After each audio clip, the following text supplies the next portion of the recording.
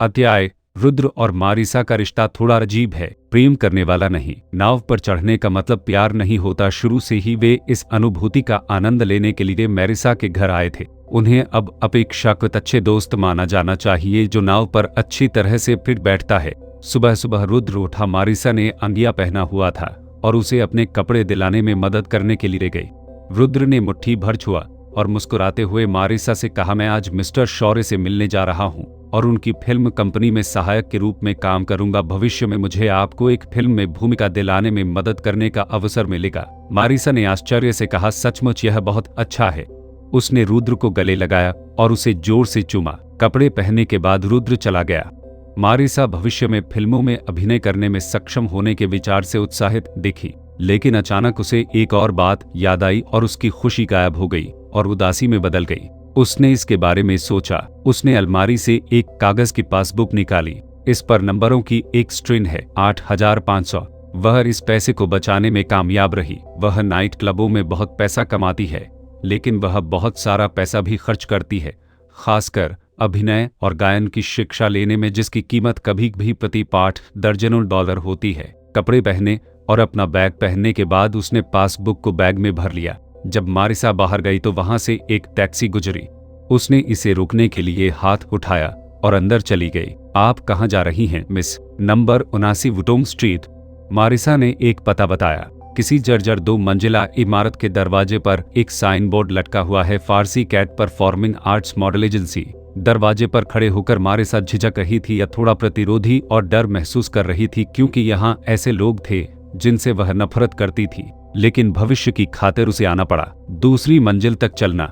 Marisa ने एक गहरी सांस ली और कार्यालय का दरवाजा खटखटाया। दाग दाग दाग। अंदर आए। मारिसा ने फिर से परिचित लेकिन घृणित आवाज सुनी। अपने दांत पीस लिए और दरवाजा खोल दिया। कमरे में लगभग 30 साल का एक आदमी बैठा था। वह थोड़ा पतला था, लेकिन उसकी आंखें चतुर और परोपकारी थी। मेज पर दस्तावेजों का एक मोटा ढेर था और यह स्पष्ट था कि वह व्यक्ति सूचनाओं को छांट रहा था। जब उसने ऊपर देखा और मारिसा को अंदर आते देखा तो उस आदमी की आंखें चमक उठी। वाह वाह, देखो यहाँ कौन है, यह प्यारी मिस मारिसा है। उस आदमी ने फाइल बंद की, खड़ा हुआ और मारिसा के पास चला गया। उसने उसके चारों ओर चक्कर लगाया और कहा, मारिसा, मुझे तुम अधिक सुंदर लगती हो। जब तक तुम मेरी बात मानोगी मैं निश्चित रूप से तुम्हें हॉलीवुड में एक बड़ा स्टार बना दूंगा। जैसे ही उसने यह कहा, उसने मारिसा के गहरे सुनहरे बालों को उलट दिया। मारिसा ने झुंझलाहट में अपना सिर हिलाया और उस आदमी के हाथ से अपने बाल खींच लिए। उसे लगा कि इस आदमी के छूने से उसकी तबीयत खराब हो गई है। मिस्टर सैंडर्स, मैं यहाँ आपसे कुछ बात करने आया हूँ। मारिसा ने सीधे चेहरे से यह कहा। वह आदमी उदासीनता से पीछे हट गया, मेज पर आया, एक सिगरेट उठाई और एक सुलगा ली। मुझे बताओ, मुझसे किसी भी बारे में बात करो। मैं अपना एजेंसी अनुबंध वापस पाना चाहता हूँ। वह आदमी धीरे से मुस्कुराया और उसने कहा, कोई बात नहीं, हाहा, जब तक आप परिसमाप्त हर्जाना बहन कर सकते हैं, अनुबंध आपको किसी भी समय दिया जा सकता है। मारिसा ने अपने बैग से अपनी बैंक बुक निकाली, उसे खोला और मेज पर रख दिया। शुरुआत में हस्ताक्षरित ब्रोकरेज अनुबंध समाप्त हर्जाना 10,000 अमेरिकी डॉलर है। मेरे पास यहाँ 8,500 अमेरिकी डॉलर हैं और मैं आपको शेष 1,500 जल्द से जल्द दे दूंगा। मारिसा अपने सपने को पूरा करने के लिए लॉस एंजलिस आई थी, लेकिन उस समय उसे कुछ भी नहीं पता था। वह सिर्फ एक देहाती लड़की थी। ब्रैड सैंडर्स नाम के इस व्यक्ति ने एक छोटी ब्रोकरेज कंपनी खोली जो ऐसे युवा पुरुषों और महिलाओं की तलाश में माहिर थी जो कुछ नहीं जानते, उनके पास सपने और उत्साह हैं और जिन्हें आसानी से मूर्ख बनाया जा सकता है। ब्रैड सैंडर्स ने गलती से मारिसा को खोज लिया और सोचा कि लड़की बहुत सुंदर है। फिर उसने साधारण मारिसा को धोखा देने के लिए अपने पेशेवर कौशल का इस्तेमाल किया। मैं तुम्हें पहले एक ट्रेनिंग स्कूल में भेजूंगा। आप एक मॉडल के रूप में शुरुआत कर सकते हैं।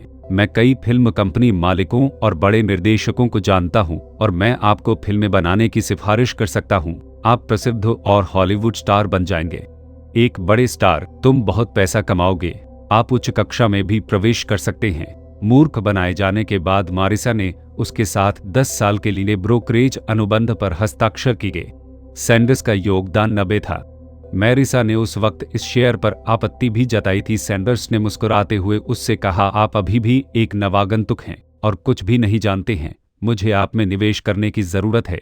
जब आपके पास उपलब्धियां होंगी और भविष्य में एक स्टार बन जाएंगे तो यह अनुबंध स्वाभाविक रूप से अमान्य हो जाएगा और उस समय आपकी स्थिति के लिए उपयुक्त एक नया अनुबंध पर हस्ताक्षर किए जाएंगे। इन छोटी चीजों के बारे में चिंता न करें। इस तरह मारिसा एजेंसी से जुड़ गई, लेकिन चीजें बिल्कुल वैसी नहीं थी जैसी मारिसा ने कल्पना की थी। वास्तव में उसे पहले प्रशिक्षण के लिए भेजा गया था। एक मॉडलिंग कंपनी में 1 सप्ताह की कक्षाएं ली और फिर उसे अभिनय में खींच लिया गया। लड़कियों का एक समूह मंच पर घूम रहा था और मंच के नीचे लार टपकाते बूढ़ों का एक समूह था। मारिसा ने सवाल किया कि क्या यह मॉडलिंग का प्रदर्शन था। यह स्पष्ट रूप से वेश्यावृत्ति का प्रदर्शन था। सैंडर्स ने उसे बताया कि यह हॉलीवुड है, यहाँ खूबसूरत लड़कियों की कोई कमी नहीं है और हर लड़की जो सफल होना चाहती है उसे इसकी कीमत चुकानी पड़ती है। किस कीमत पर? सैंडर्स मुस्कुराए। दर्शकों में से कुछ लोग बड़े रुतबे वाले होते हैं। एक निर्देशक है जो सोचता है कि आप अच्छे हैं। वह चाहता है कि आप आज रात उसके घर पर ऑडिशन दें। यदि आप पास हो जाते हैं तो आपको भूमिका मिल सकती है। ऐसे ही मारिसा बदहवास होकर होटल गई और दिन भर इंतजार करती रही, लेकिन कोई खबर नहीं आई। बाद में उसने अपने साथ यात्रा कर रही लड़कियों के बीच कुछ अफवाहें सुनी। सैंडर्स द्वारा जिन तथाकथित निर्देशकों का परिचय कराया गया उनमें से कई वास्तविक निर्देशक नहीं थे। एक लड़की ऐसे दर्जनों निर्देशकों से मिल चुकी थी, लेकिन अंत में उसे कभी कोई भूमिका नहीं मिली। मारिसा मूर्ख नहीं है, वह जानती है कि वह सैंडर्स इन लड़कियों के साथ वेश्या जैसा व्यवहार करता है और वह उन्हें पुरुषों को देकर पैसे कमाता है। मारिसा बहुत गुस्से में थी और सैंडर्स से पूछताछ करने के लिए उसके कार्यालय में भाग गई और कहा कि अगर उसने उससे झूठ बोला तो वह चली जाएगी। इस समय सैंडर्स ने पाखंड का मुखौटा उतार दिया और अपना क्रूर चेहरा प्रकट किया। आपका अनुबंध मेरे हाथ में है।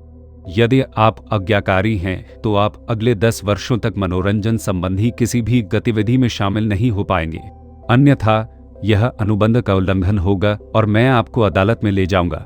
10 साल, उस समय आपकी उम्र 30 साल से अधिक होगी। 30 साल की उम्र में अभी डेब्यू कर रही हूँ। हाहा, क्या आपको लगता है कि हॉलीवुड में कई 30 साल की महिलाएं हैं जो मशहूर हो सकती हैं? मेरे पीछे आओ और मैं तुम्हारे लिए अवसरों की व्यवस्था करूंगा। जब तक तुम कड़ी मेहनत करते हो तुम एक दिन सफल हो जाओगे, अन्यथा तुम इसे भूल सकते हो। यदि आप एक स्टार नहीं बनना चाहते हैं तो आप अपने गृहनगर वापस जा सकते हैं, शादी करने के लिए एक अश्लील आदमी ढूंढ सकते हैं और खाना बना सकते हैं, सूअर पाल सकते हैं और हर दिन बच्चों को जन्म दे सकते हैं।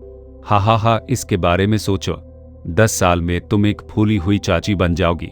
क्या आपको नहीं लगता कि यह डरावना है? आज्ञाकारी बनो और तुम्हारे पास एक बड़ा सितारा बनने का मौका होगा। यदि तुम ऐसा नहीं करोगे तो तुम्हारे पास कुछ नहीं होगा। मारिसा डर गई और लड़खड़ाते हुए सैंडर्स के कार्यालय से बाहर चली गई। बाद के दिनों में उन्होंने मॉडलिंग प्रदर्शनों में भाग लेना जारी रखा। कुछ दिनों बाद सैंडर्स ने मारिसा को फिर से फोन किया और उसे बताया कि एक अन्य निर्देशक साक्षात्कार के लिए उसकी तलाश कर रहा है। मारिसा को एहसास हुआ कि सैंडर्स लगातार उससे झूठ बोल रहे थे। उसने भागने का फैसला किया।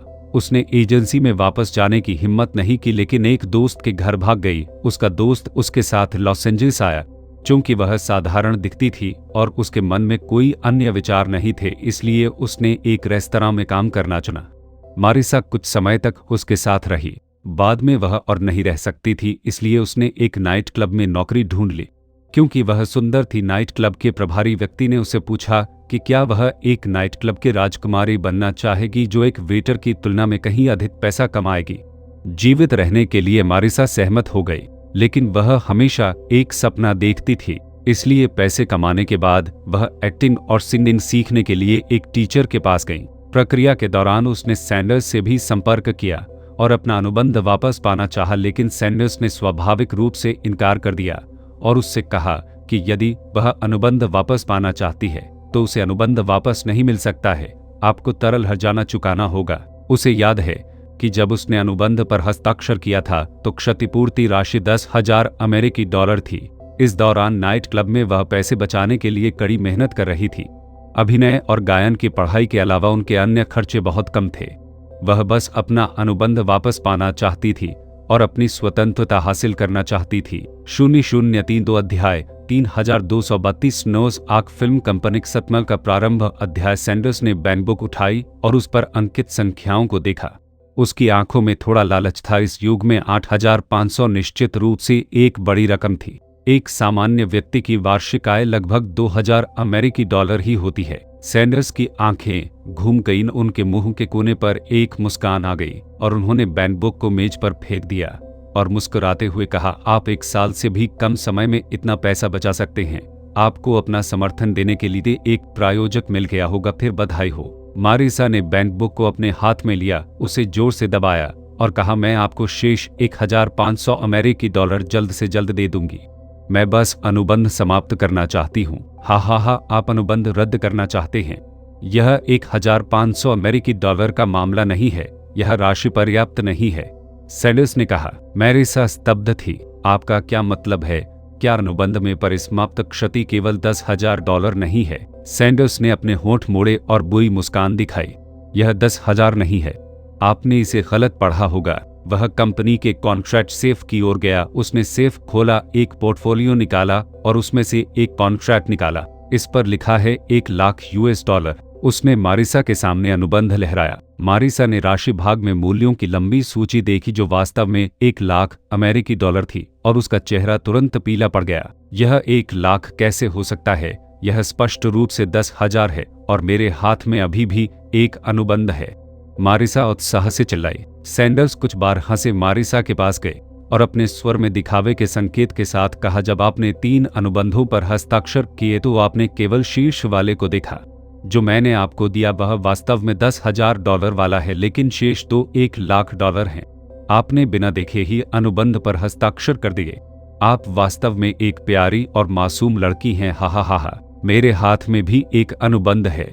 मुकदमे में कहीं मैं तुमसे न हार जाऊं। मारिसा ने अपने दांत पीस लिए। वह पिछले 1 साल में कई लोगों और चीजों के संपर्क में रही है और काफी बड़ी हो गई है। वह सैंडर्स की बातों से नहीं डरेंगी। यदि आप अदालत में जाते हैं, हाँ, आप निश्चित रूप से हारेंगे। मेरे पास यहाँ एक प्रति है और अनुबंध नोटरी कार्यालय में एक प्रति है। यह सब $1,00,000 है। भले ही यह अदालत में जाता है, मैं निश्चित रूप से जीतूंगा। छोटी लड़की, तुम अभी भी बहुत छोटी हो। तुम एक लालची कमीने हो। हे, तो क्या हुआ? मेरे हाथ में एक अनुबंध है। सैंडर्स गौरवान्वित दिखे। मारिसा गुस्से में थी। उसने सैंडर्स के हाथ में हिलते हुए अनुबंध को देखा और पागलों की तरह उसे पकड़ने के लिए आगे बढ़ी। सैंडर्स मारिसा से सावधान थे और उससे कहीं अधिक तेजी से आगे बढ़े। उसने तुरंत अपना हाथ पीछे खींच लिया और अनुबंध को अपनी पीठ के पीछे छिपा लिया। अपने दूसरे हाथ से उसने मारिसा की पतली गर्दन पकड़ ली और उसे दीवार के खिलाफ जोर से धक्का दे दिया। मारिसा के सिर का पिछला हिस्सा दीवार से जोर से टकराया। प्रभाव से उसे चक्कर आ गया। सैंडर्स ने मारिसा की गर्दन पकड़ ली, उसे दीवार से सटा दिया, उसका चेहरा उसके चेहरे के सामने फैला दिया। महिला को तीखी निगाहों से देखा और चिल्लाया, कुतिया, मेरे हाथों से भागने की कोशिश मत करो। मैं तुम्हें एक मौका दूंगा, जाओ तुम्हें ढूंढो। आपका प्रायोजक 1,00,000 लेकर आता है, अन्यथा तुम कभी नहीं छोड़ोगे। वापस जाओ और अपने प्रायोजक से विनती करो, उसके सामने घुटने टेको। उसकी सेवा करते समय सावधान रहो और उसे तुम्हारे साथ कुछ और बार खेलने दो। मेरा मानना है तुम्हारे पास अभी भी मौका है। हा हा हा। सैंडर्स का हाथ इतना सख्त था कि मारिसा सांस नहीं ले सकी और उसका पूरा चेहरा लाल हो गया। हताशा में मारिसा ने अपना पैर उठाया और सैंडर्स के शरीर के निचले हिस्से में एक किक मारी। सैंडर्स दर्द से चिल्लाए और बाहर कूद गए। मारिसा ने मौका देखा, घूमी और बाहर भाग गई। सैंडर्स ने पीछे से शाप दिया, मारिसा, तुम बदबूदार कुतिया, जब तक तुम्हें $1,00,000 नहीं मिलेंगे मैं तुम्हें आसानी से अपनी पकड़ से बाहर नहीं निकलने दूंगा। मारिसा लड़खड़ाते हुए सीढ़ियों से नीचे उतरी और तेजी से सड़क पर आ गई। यह तीसरी बार था जब वह इतनी शर्मिंदगी में यहाँ से भाग निकली थी। उसने एक टैक्सी को रोकने के लिए हाथ हिलाया, दरवाजा खोला और कार में बैठ गई और ड्राइवर से जल्दी गाड़ी चलाने के लिए कहा। टैक्सी कुछ दूर चलने के बाद मारिसा को अधिक सुरक्षित महसूस हुआ।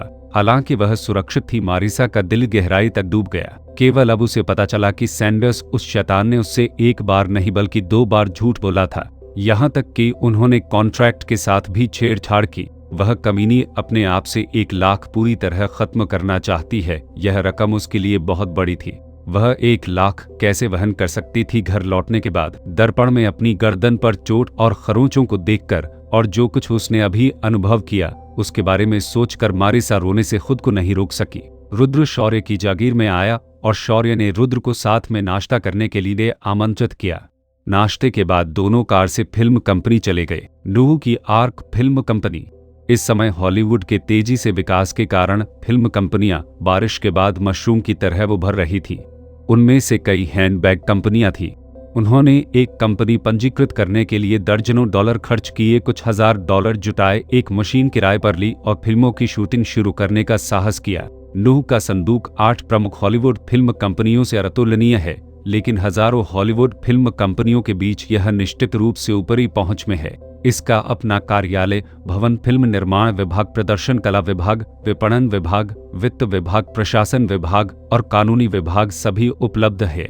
इसके अपने अनुबंधित अभिनेता, अनुबंधित निर्देशक और पटकथा लेखन टीमें हैं। सभी उपकरण पूर्ण हैं और स्वतंत्र रूप से फिल्म का निर्माण करने में पूरी तरह सक्षम हैं। वितरण अधिकार भी हैं। इन स्थितियों को देखते हुए नूह का संदूक अधिकांश फिल्म कंपनियों से आगे निकल जाता है और पहले से ही बहुत शक्तिशाली माना जाता है। लेकिन शौर्य के लिए फिल्म कंपनी उच्च वर्ग में प्रवेश करने का एक साधन मात्र थी, क्योंकि जब से उन्होंने फिल्म कंपनी संभाली है, इसने उनके लिए कभी कोई पैसा नहीं कमाया है और कंपनी को दिवालिया होने से बचाने के लिए उसे हर साल कंपनी के लिए पैसा बनाना पड़ता है। जब उन्होंने बॉस को आते देखा तो महाप्रबंधक कोहेन उनका स्वागत करने के लिए किसी को बाहर ले आए। मैं आपका परिचय करा दूं, यह मेरा नया सहायक है, रुद्र। कोहेन कंपनी प्रबंधन को बुलाएं और उनके सामने एक घोषणा करें। शौर्य ने रुद्र की ओर इशारा करते हुए कहा। कोहेन ने मुस्कुराते हुए रुद्र की ओर देखा और कहा, हेलो मिस्टर रुद्र। उसने अपना हाथ बढ़ाया। हेलो मैनेजर कोहेन, आपसे मिलकर अच्छा लगा। रुद्र ने दूसरे पक्ष से विनम्रता से हाथ मिलाया। प्रबंधन के साथ एक बैठक बुलाने और रुद्र का परिचय कराने के बाद शौर्य ने कंपनी की परिचालन स्थितियों के बारे में पूछा। कोहेन ने कहा, हम वर्तमान में एक पश्चिमी थीम वाली फिल्म की शूटिंग की योजना बना रहे हैं। पटकथा लेखक के पास पहले से ही स्क्रिप्ट का पहला ड्राफ्ट है। यह 3 दोस्तों के बारे में है। क्या आप आश्वस्त हैं कि आप इस फिल्म से पैसा कमाएंगे? शौर्य ने कोहेन की ओर देखते हुए पूछा। कोहेन ने कहा, ओह। लेखन टीम ने कहा कि कहानी बहुत अच्छी है और निर्देशक टीम ने कहा कि फिल्म मानवीय संघर्षों से भरी है और इसे शूट करते समय बहुत विचारशील होना चाहिए। रुद्र उसके बगल में बैठ गया। सुनते ही उसकी भौहें तन गईं। अगर कोई फिल्म मानवीय स्वभाव और वैचारिक ऊंचाई के बारे में बात करती रहेगी तो वह मूलतः बॉक्स ऑफिस से अछूती रहेगी। इतिहास में ऐसी कितनी फिल्में हो सकती हैं जिनकी वैचारिक ऊंचाई और बॉक्स ऑफिस समान हो। जाहिर है नूह के जहाज में लोगों की ताकत के साथ उनके लिए उस जैसी क्लासिक फिल्म बनाने की क्षमता रखना संभव है। कितनी धनराशि की आवश्यकता होने की उम्मीद है? शौर्य ने पूछा। शुरुआत में फिल्मांकन की लागत 7 लाख अमेरिकी डॉलर आंकी गई है। कंपनी अब केवल 1,50,000 अमेरिकी डॉलर ही प्रदान कर सकती है। आप क्या सोचते हैं मिस्टर शौर्य? कोहेन ने शौर्य की ओर देखा और पूछा। उनका मतलब शौर्य से पूछना था कि क्या वह पैसा निवेश करना चाहता है। शौर्य का सबसे बड़ा विचार अब लास वेगास कैसीनो बनाना है। उसके पास पैसे की बहुत कमी है, तो उसके पास फिल्मों में निवेश करने के लिए अतिरिक्त पैसे कैसे हो सकते हैं? मैं इस फिल्म में निवेश करने की योजना नहीं बना रहा हूं। आप बस सामान्य प्रक्रिया का पालन कर सकते हैं। शौर्य ने शांति से कहा। ठीक है, फिर मैं अन्य फिल्म कंपनियों से संपर्क करके देखूंगा कि क्या हमें निवेश मिल सकता है। कोहेन ने इसे तुरंत कहा। इतना कहने के बाद शौर्य फिल्म कंपनी छोड़ने वाले थे। जब वह चला गया तो उसने रुद्र से कहा कि वह इस दौरान लास वेगास जा रहा है और अगर उसे कुछ भी करना हो तो उसे फोन करना। शौर्य के जाने के बाद कोहेन और अन्य विभाग प्रमुखों ने रुद्र के साथ बातचीत की। एक दूसरे को जानने के बाद कोहेन रुद्र को एक कार्यालय में ले गए। रुद्र, यह सहायक अध्यक्ष का कार्यालय है। तुम अब से यहाँ काम कर सकते हो। कोहेन ने मुस्कुराते हुए यह कहा। धन्यवाद महाप्रबंधक, अब से आप मुझे जॉन कह सकते हैं।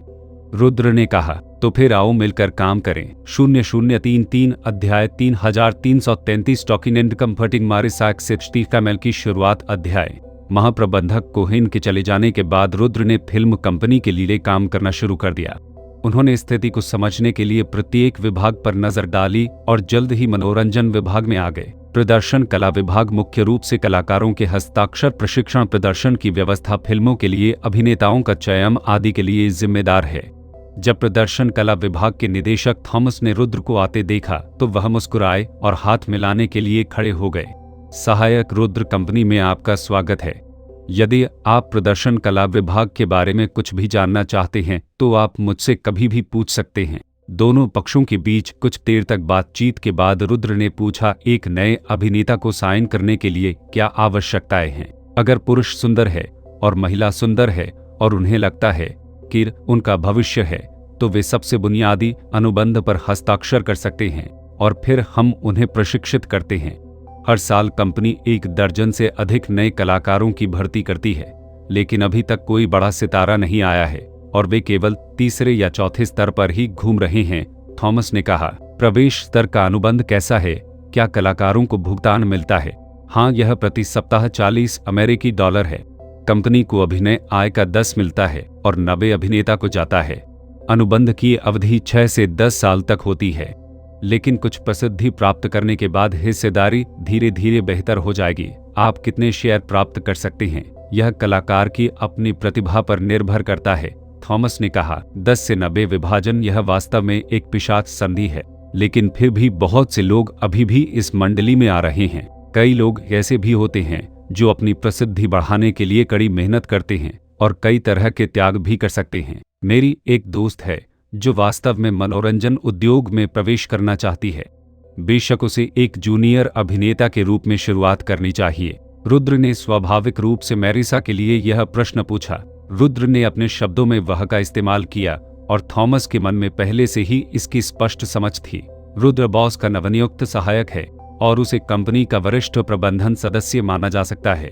थॉमस भी उसके साथ अच्छे रिश्ते रखना चाहता है और अब मौका उसके दरवाजे पर आ गया है। कोई बात नहीं, अपने मित्र को समय मिलने पर साक्षात्कार के लिए आने के लिए कहें।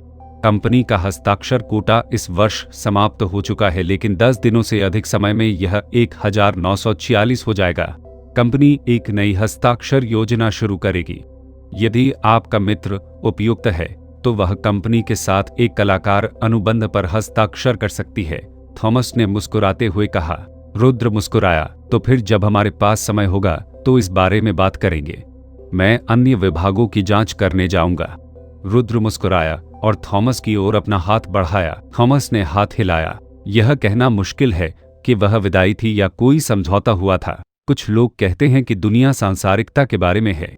यह वाक्य आधिकारिक शॉपिंग मॉल और कार्यस्थल सहित कई स्थानों पर लागू होता है। जब रुद्र अपने कार्यालय लौटा तो किसी ने उसे पहले ही कंपनी के बारे में विस्तृत जानकारी भेज दी थी, जिसमें वित्तीय स्थिति, कंपनी के कर्मचारी, उपकरण, भंडार आदि शामिल थे। यदि वह वास्तव में किसी कंपनी को समझना चाहता है तो इस जानकारी से शुरुआत करना सबसे तेज तरीका है। रुद्र ने जानकारी को ध्यान से देखा। इस दुनिया में आने के बाद रुद्र को एक चीज पता चली। उनकी शारीरिक पुनर्प्राप्ति क्षमता में काफी वृद्धि होने के अलावा उनकी याददाश्त भी पहले की तुलना में बहुत मजबूत हो गई थी। हालांकि वह फोटोग्राफिक मेमोरी के स्तर तक नहीं पहुंच पाया था, फिर भी एक बार पढ़ने के बाद भी वह इसका 4050 याद रख सकता था। जब तक वह इसे कुछ बार पढ़ता उसे यह सब याद हो जाता था और यह बहुत दृढ़ता से याद रहता था। जब तक रुद्र ने सूचना पढ़ना समाप्त किया तब तक बाहर अंधेरा हो चुका था। रुद्र ने समय देखने के लिए अपनी कलाई ऊपर उठाई। 6:30 बजे। जांच के लिए फैक्ट्री बेस पर जा रहे हैं। कुछ भी गलत नहीं लगता। सोने के बाद वीर के घर वापस चले जाना तो बेहतर होगा कि मारिसा के पास जाएं और उसे नूह के संदूक के साथ अनुबंध पर हस्ताक्षर करने की अच्छी खबर बताएं। रुद्र ने सोचा कि वह बहुत खुश होगी। मारिसा के घर के नीचे की ओर गाड़ी चलाते हुए रुद्र ने पाया कि खिड़कियों पर अंधेरा था। क्या वह घर पर नहीं थी? दरवाजे की घंटी बजाओ। कुछ ही देर बाद दरवाजा खुला। जब मारिसा ने देखा कि यह रुद्र है तो उसने घबराकर अपने बाल ठीक किए और उसे कमरे में जाने दिया। मुझे उम्मीद नहीं थी कि तुम आओगे। मारिसा ने दरवाजा बंद करने के बाद अपना चेहरा एक तरफ छिपा लिया, जानबूझकर रुद्र से छुपाया। लेकिन ये सब रुद्र की नजरों से बच नहीं सकता। उसने देखा कि मारिसा की आंखें थोड़ी लाल और सूजी हुई थीं और वह स्पष्ट रूप से रोई थी। उन्हें मारिसा की गर्दन पर चोट के निशान भी मिले। रुद्र ने भौहें सिकोड़ ली। मारिसा, क्या हुआ? रुद्र ने धीरे से पूछा। नहीं, कुछ नहीं हुआ, मारिसा ने टालने वाले स्वर में कहा। उसके मामलों का रुद्र से कोई लेना देना नहीं है और वह नहीं चाहती कि रुद्र उसके अपने मामलों के बारे में चिंता करे। रुद्र तो बस एक छोटा गैंग लीडर है। वह शायद हर महीने मारिसा जितना नहीं कमा पाता और वह उसकी परेशानियों का समाधान नहीं कर सकता। मुझे बताओ क्या हुआ मारिसा, शायद मैं इसका कुछ हिस्सा तुम्हारे साथ साझा कर सकूं।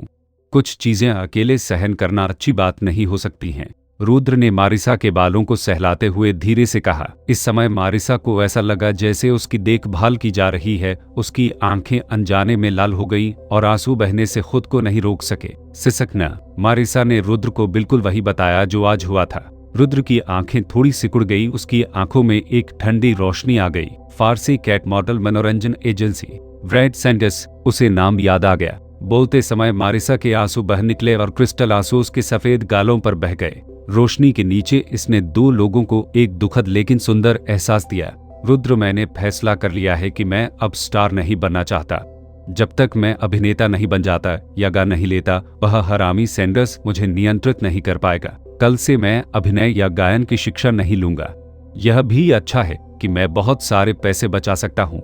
जब उसने यह कहा तो और अधिक आंसू बहने लगी। रुद्र ने मारिसा के चारों ओर अपनी बाहें डाल दी और उसका सिर अपने कंधे पर रख लिया। नहीं नहीं, मुझे लगता है कि आपको अभी भी सीखना चाहिए। यह आपकी पसंदीदा चीज है ना? आप अकेले मेरे लिए प्रदर्शन कर सकते हैं। मुझे आपका गाना सुनना भी पसंद है। रुद्र ने उसे धीरे से सांत्वना दी। क्रिसमस जल्द ही आ रहा है, आप इसे कैसे बिताएंगे? रुद्र ने पूछा। विषय के इस अचानक परिवर्तन से मारिसा थोड़ी स्तब्ध रह गई। मैं लॉस एंजलिस में अकेला हूँ, मैं इसे किसके साथ बिताऊंगा? मैं भी अकेला हूँ। क्या आप मेरे साथ क्रिसमस मनाना चाहते हैं? मारिसा ने अपना सिर उठाया, अब रो नहीं रही थी और पानी भरी आंखों से रुद्र की ओर देखा। क्या आप मुझे कोई उपहार देंगे? रुद्र ने मुस्कुराते हुए पूछा। बेशक, तुम्हें क्या पसंद है? रुद्र ने अपना सिर हिलाया और कहा, मैं कोई विशिष्ट क्रिसमस उपहार नहीं मांग सकता, अन्यथा यह अपना रहस्य खो देगा। मुझे आशा है कि यह एक ऐसा उपहार है जो मुझे पसंद है और विशेष है। मारिसा ने मुस्कुराते हुए कहा, ऐसा लगता है कि मुझे इसे अच्छी तरह से तैयार करना होगा और समय आने पर आपको देना होगा। एक उपहार जो आपको पसंद आएगा। मारिसा अंततः शांत हो गई। सादा रात्रि भोज बनाया। दोनों एक दूसरे से लिपटकर बिस्तर पर लेटे हुए थे। हल्की फुल्की बातें करते हुए मारिसा धीरे धीरे रुद्र की बाहों में सो गई। अगले दिन रुद्र गाड़ी चलाकर लोड सिटी फैक्ट्री की ओर चला गया। शॉन और रीड को छोड़कर जो सामान पहुंचाने गए थे, हेनरी और अन्य सभी लोग वहां थे। क्या स्पेनिश गिरोह से कोई बड़ी खबर है? रुद्र ने पूछा। वे अभी भी कैसीनो डकैती के बारे में समाचार ढूंढ रहे हैं और यहाँ तक कि 10,000 अमेरिकी डॉलर का इनाम भी दिया है, लेकिन हमने इसे बहुत सफाई से किया और कोई सुराग नहीं छोड़ा।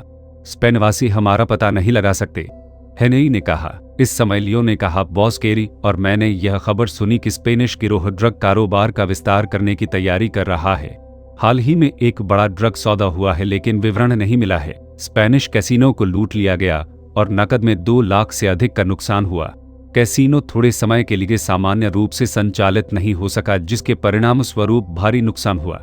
ऐसा अनुमान है कि दानी अन्य घाटे की भरपाई के लिए अपने दवा व्यवसाय का विस्तार करने की तैयारी कर रही हैं। रुद्र ने कुछ देर सोचा। लियो केरी, तुम दोनों इस सुराग की सावधानी पूर्वक जांच करो, लेकिन तुम्हें अपनी सुरक्षा पर ध्यान देना होगा। हम जानते हैं बॉस। रुद्र ने हेनरी और मैथ्यू की ओर देखा और उन दोनों से कहा, आप दोनों एक व्यक्ति की जांच में मेरी मदद करने जा रहे हैं।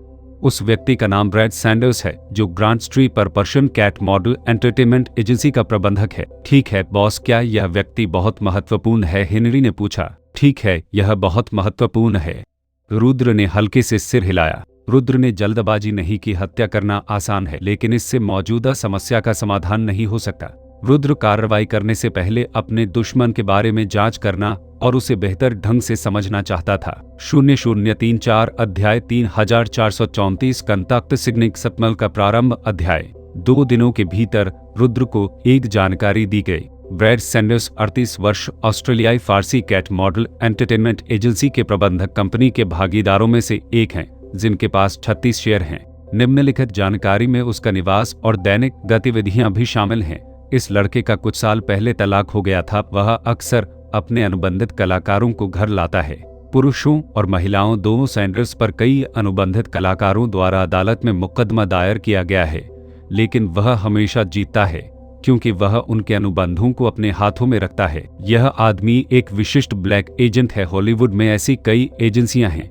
उनके पास कोई संसाधन नहीं है, लेकिन वे शानदार वादे करते हैं और हॉलीवुड में सपनों और महत्वाकांक्षाओं के साथ आने वाले युवा लड़कों और लड़कियों को अनुबंध पर हस्ताक्षर करने के लिए बरगलाते हैं। जैसे ही उन्होंने अनुबंध पर हस्ताक्षर किए, उन्हें उकसाने या जबरदस्ती करने के लिए विभिन्न तरीकों का इस्तेमाल करते हुए बेड़ियों में जकड़ दिया गया। अपने लिए पैसे कमाने के लिए धीरे धीरे उन्हें मादा बत्तखों में विकसित करें। यदि वे बिल्कुल भी विरोध करते हैं तो उन्हें अनुबंध की धमकी दी जाएगी। भारी क्षति के कारण कई लोगों को समझौता करना पड़ा। बाद की पीढ़ियों में ऐसी कई ब्रोकरेज कंपनियां हैं और कई लोग अभी भी हर साल धोखा खा रहे हैं। जानकारी पढ़ने के बाद रुद्र ने खुद से कहा कि यह बेकार लगता है। भले ही उसने सीधे उस आदमी को मार डाला हो, सैंडर्स केवल शेयरधारकों में से एक था। अगर वह मर गया तो मारिसा का अनुबंध अभी भी समाप्त नहीं किया जाएगा। उसने मेज पर अपनी उंगलियां थपथपाईं और धीरे धीरे सोचा कि इस मामले को कैसे सुलझाया जाए। रुद्र नूह की आर्क फिल्म कंपनी में आए और प्रशासनिक विभाग से कर्मचारियों को बुलाया। कई ब्रोकरेज कंपनियों से संपर्क करने में मेरी मदद करें। बस यह बताएं कि हमारी कंपनी अगले साल प्रदर्शन कला विभाग के कर्मचारियों का विस्तार करने जा रही है और उनसे जानकारी लाने के लिए कहें। यदि कोई उपयुक्त अभिनेता हैं तो हम उन्हें खरीदने के इच्छुक हैं। इतना कहने के बाद उन्होंने कर्मचारियों को ब्रोकरेज कंपनियों की एक सूची सौंपी। ठीक है सहायक रुद्र। स्टाफ ने सूची लेकर उन कंपनियों से संपर्क किया। हॉलीवुड में अभिनेताओं को खरीदना सामान्य बात है।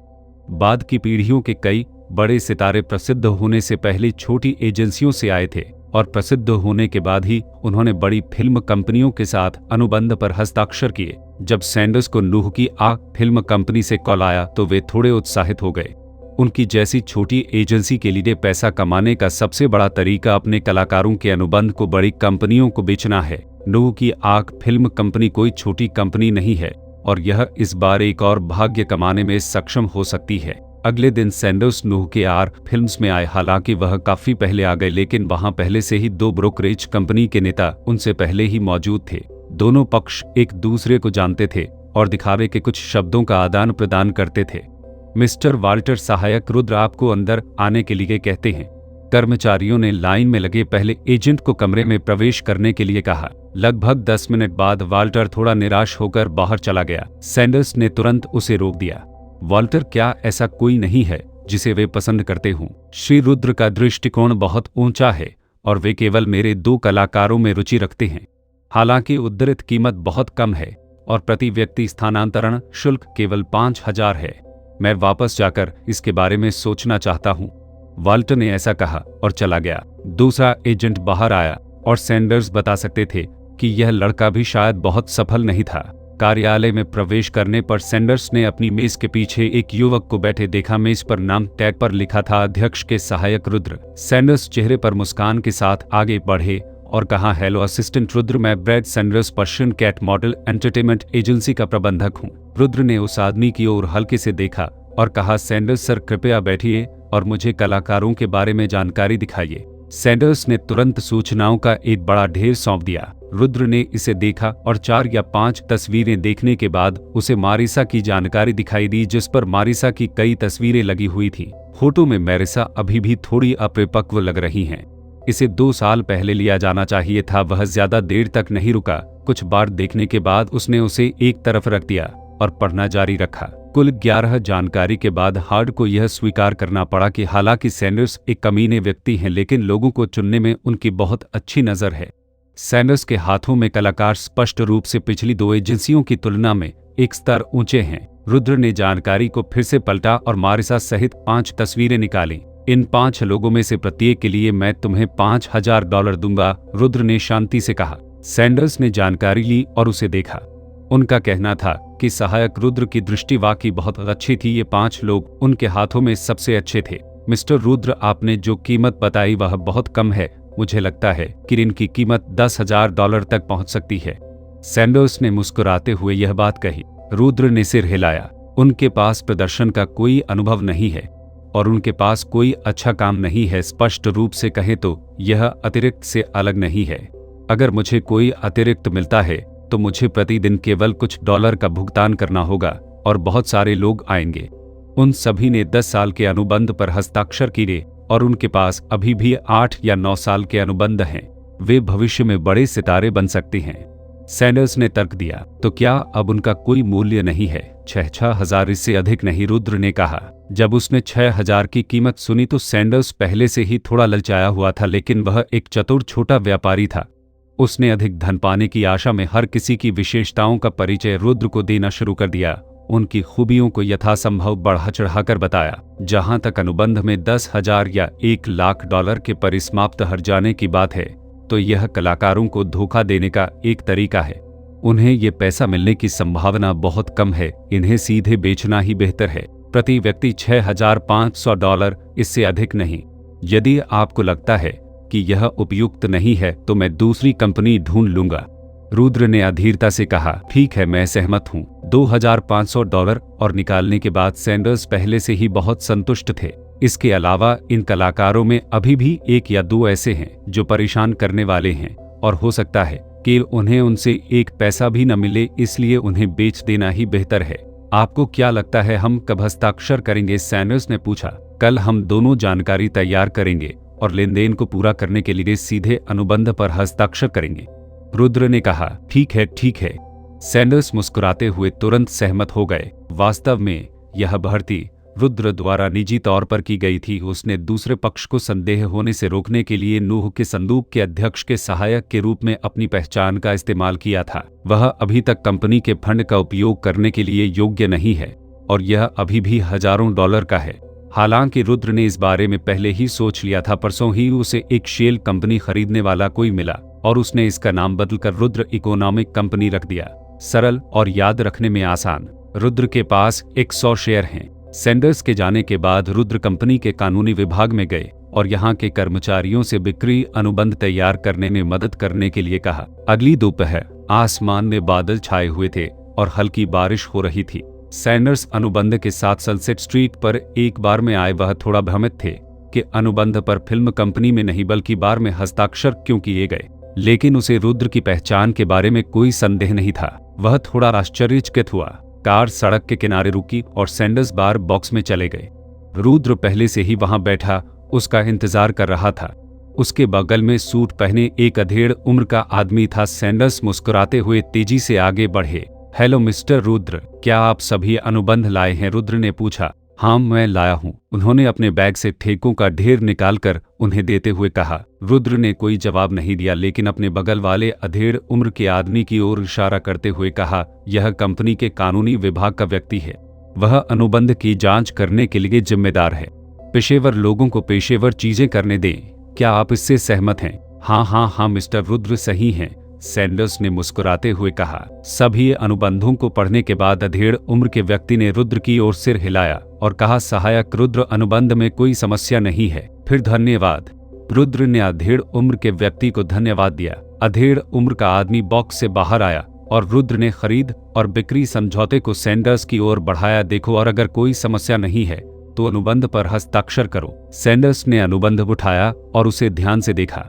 वह अनुबंधों के साथ खेलने में भी माहिर था और वह जानता था कि अंदर पानी बहुत गहरा था, इसलिए कुछ गलत होने के डर से उसने ध्यान से देखा। अनुबंध की सामग्री में कुछ भी गलत नहीं था। यह सिर्फ एक सामान्य बिक्री अनुबंध था, लेकिन अंत में हस्ताक्षर रुद्र एजेंसी के थे। सैंडर्स ने कुछ आश्चर्य से पूछा, मिस्टर रुद्र, यह रुद्र एजेंसी क्यों है? क्या यह नूह आर्क फिल्म कंपनी नहीं होनी चाहिए? रुद्र ने पहले ही अनुमान लगा लिया था कि इस आदमी के पास यह प्रश्न होगा और शांति से कहा, रुद्र एजेंसी नूह की आर्क की सहायक कंपनी है। इसकी स्थापना अनुबंधित कलाकारों को बेहतर ढंग से प्रबंधित करने के लिए की गई थी। अब से मैं इस मामले के लिए मुख्य रूप से जिम्मेदार रहूंगा, चाहे वह रुद्र एजेंसी हो या नूह की आर्क फिल्म कंपनी। इसका हमारे अनुबंध से कोई लेना देना नहीं है ना। रुद्र ने सैंडर्स को झाड़ दिया। हाँ, इससे कोई फर्क नहीं पड़ता, वास्तव में यह सब वैसा ही है। सैंडर्स ने मुस्कुराते हुए यह बात कही। बड़ी कंपनियां कई सहायक कंपनियां खोलेंगी और कंपनियों के बीच संबंध जटिल हैं, लेकिन इसका उनके व्यवसाय से कोई लेना देना नहीं है। यदि कोई समस्या न हो तो वह अनुबंध पर हस्ताक्षर कर सकता है। सैंडर्स ने कलम उठाई और अपने नाम पर हस्ताक्षर की गई। रुद्र को ठेका मिल गया। इस क्षण से मारिसा का आर्थिक अनुबंध रुद्र को हस्तांतरित कर दिया गया और अब रुद्र मारिसा का बड़ा बॉस और प्रायोजक पिता है। उसने बगल से एक पेपर बैग निकाला और पैसों की कुछ गड्डियां मेज पर फेंक दी। 32,500 इसे स्वयं गिने। सैंडर्स ने तुरंत पैसे ले लिए और उसे गिनना शुरू कर दिया। रुद्र ने सिगार जलाया। नीला धुआं उठा और उसने सैंडर्स पर अपनी आंखें सिकोड़ ली जो पैसे गिन रहा था। जल्दी जल्दी गिनने के बाद सैंडर्स ने मुस्कुराते हुए पैसे अपने बैग में रख लिए। नंबर सही है मिस्टर रुद्र, आपके साथ काम करना वाकई खुशी की बात है। भावना आपसी है। रुद्र ने ठेका उठाया और खड़ा हो गया। आप बहुत विनम्र हैं। उन दोनों ने धक्का देकर दरवाजा खोला और बाहर आ गए। हल्की बारिश अभी भी हो रही थी। सैंडर्स ने अलविदा कहा, कार में बैठे, कार स्टार्ट की और चले गए। इसी समय एक काली फोर्ड कार सड़क के किनारे खड़ी हुई और सैंडर्स की कार के पीछे चल पड़ी। रुद्र ने यह देखा और थोड़ा मुस्कुराया। उसने अपने हाथ में पकड़ा दस्तावेज बैग झटका दिया, अपनी कार में बैठा और चला गया। 0035 अध्याय 3535 गहरा थान काला XHT कमल का प्रारंभ अध्याय। सैंडर्स गाड़ी से घर पहुंचे और पूरे रास्ते बहुत उत्साहित रहे। अनुबंध पर हस्ताक्षर करते समय उसने एक पैसा भी खर्च नहीं किया और उसने लड़कियों को अपने साथ अनुबंध पर हस्ताक्षर करने के लिए बरगलाने के लिए सिर्फ अपने शब्दों पर भरोसा किया। केवल 1 या 2 वर्षों में प्रत्येक व्यक्ति ने $6000 से अधिक की बिक्री की। इस प्रकार के व्यवसाय को शून्य लागत और भारी मुनाफा कहा जा सकता है। जहां तक उन लड़कियों के भावी जीवन और मृत्यु का प्रश्न है, उसे कोई परवाह नहीं है। जब वह एजेंसी में लौटा तो कार से बाहर निकलते ही उसकी नज़र जर्जर 2 मंजिला इमारत पर पड़ी। सैंडर्स ने सोचा कि उसे अगले साल एक बेहतर जगह किराए पर लेनी चाहिए और इसे एक बड़ी कंपनी की तरह दिखाना चाहिए ताकि लड़कियों को फंसाने में आसानी हो। आप कुछ और अधीनस्थों की भर्ती भी कर सकते हैं, उन्हें फैला सकते हैं और उन्हें हर जगह लोगों की तलाश करने दे सकते हैं। यदि आप 1 वर्ष में 30 अनुबंधों पर हस्ताक्षर कर सकते हैं तो यह सैकड़ों हजारों डॉलर का होगा। यदि आप 50 को मूर्ख बना सकते हैं तो वह $3 लाख होगा। यदि आप 100 लोगों को धोखा देते हैं तो यह 5 से 6 मिलियन अमेरिकी डॉलर है। हा, वह तब अमीर होगा। वह तेज कदमों से ऊपर गया, चाबी से ऑफिस का दरवाजा खोला, घुमा और अपने नितंबों पर हाथ मारा। दरवाजा एक धमाके के साथ बंद हो गया और वह पीछे मुड़ा और उसे अपनी जगह पर बंद कर दिया। चमड़े का थैला मेज पर रखकर वह छोटे बार में गया और अपने लिए एक गिलास शराब पी ली। उसने ग्रामोफोन चालू किया और अचानक सुंदर संगीत निकलने लगा। उन्होंने शराब का एक घूंट लिया और संगीत पर 2 तेज कदम उठाए। जब वह डेस्क पर आया तो उसने नोट निकाले। मेज पर पैसों के मोटे ढेर को देखते हुए सैंडर्स उस पर लेट गए और उसे जोर से सूंघने लगे। पैसे की खुशबू बहुत अच्छी है। डेस्क की निचली दराज खोलें, उसमें से एक लंबी चाबी ढूंढें, दीवार पर लगी एक तेल पेंटिंग के पास जाएं और पेंटिंग को एक तरफ धकेल दें जिससे उसके पीछे एक छोटी सी तिजोरी दिखाई दे। चाबी डालें, कॉम्बिनेशन लॉक घुमाएं और एक क्लिक से तिजोरी खुल जाएगी। अंदर कुछ और महत्वपूर्ण जानकारी थी, साथ ही नोटों की एक गड्डी भी थी जिसकी अनुमानित कीमत केवल $4 से $5000 थी। सैंडर्स ने बैंक नोटों के मोटे ढेर की प्रशंसा करते हुए आज कमाए गए पैसे को बड़े करीने से उसमें जमा कर दिया। वह बहुत निपुण महसूस कर रहा था। बैंग बैंग बैंग, तभी ऑफिस के दरवाजे पर दस्तक हुई। सैंडर्स चौंक गए। उसने तुरंत तिजोरी का दरवाजा बंद किया, चाबी निकाली और अपनी जेब में रख ली। उसने पासवर्ड खंगाला और पेंटिंग को वापस उसकी मूल स्थिति में धकेल दिया। कौन है भाई? सैंडर्स ने दरवाजे की ओर बढ़ते हुए पूछा। पानी के मीटर की जांच हो रही है। दरवाजे के बाहर से एक पुरुष की आवाज आई।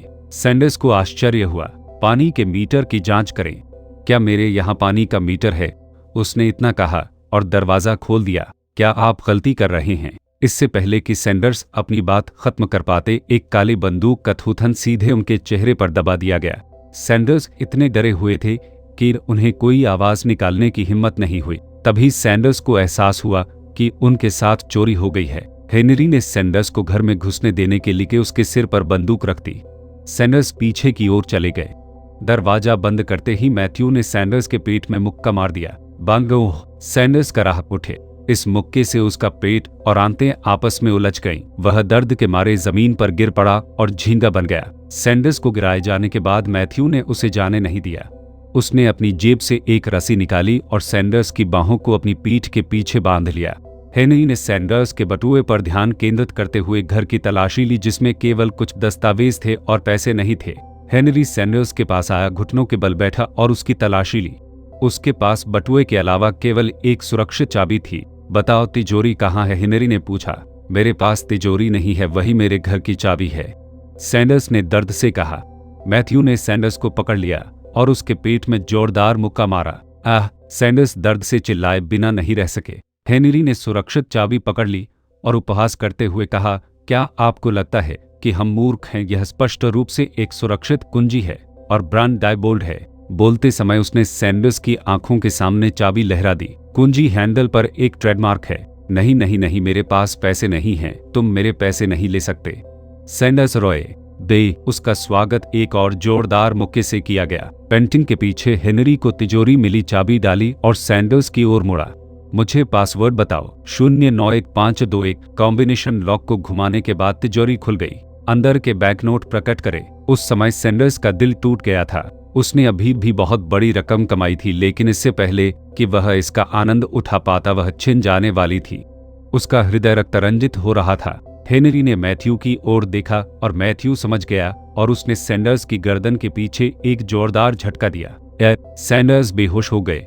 हेनरी ने तिजोरी से सारा पैसा निकाला और सैंडर्स के बैग में रख दिया। अन्य सामान नहीं हिलाए गए। तिजोरी फिर से बंद कर दी गई। पासवर्ड गड़बड़ हो गया। चाबी निकाली गई और पेंटिंग रीसेट कर दी गई। हेनरी ने कार्यालय को फिर से साफ सुथरा कर दिया ताकि आने वाले किसी भी व्यक्ति को पता न चले कि यहाँ डकैती हुई है। ठीक है, चलिए चलते हैं। उन दोनों ने सैंडर्स को बाहर निकाला, दरवाजा बंद किया और जल्द ही नीचे आ गए।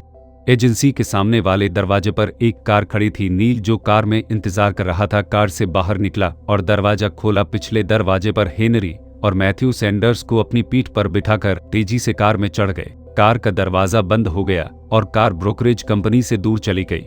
कुछ ही सेकंड में यहाँ क्या हुआ किसी को ध्यान ही नहीं गया। कार लॉस एंजेलिस से बाहर चली गई और इस समय एक जंगल के किनारे पर आ गई। यहाँ एक कार खड़ी थी और जंगल में एक गड्ढा खोदा गया था जिसमें एक व्यक्ति बैठ सकता था। कार रुक गई। हेनरी बैग लेकर कार में बैठ गया। रुद्र को देखने के बाद वह मुस्कुराया और कहा, बॉस, आपको अपना पैसा वापस मिल गया। यह सब यहाँ है और 4000 से अधिक अतिरिक्त है। यह उस आदमी का अपना होना चाहिए। रुद्र ने संतुष्टि से सिर हिलाया। रुद्र ने कहा, मुझे केवल मेरे पैसे वापस मिलेंगे, अतिरिक्त 4000 आप आपस में बांट सकते हैं। आसपास के कई लोग खुशी से हंसे।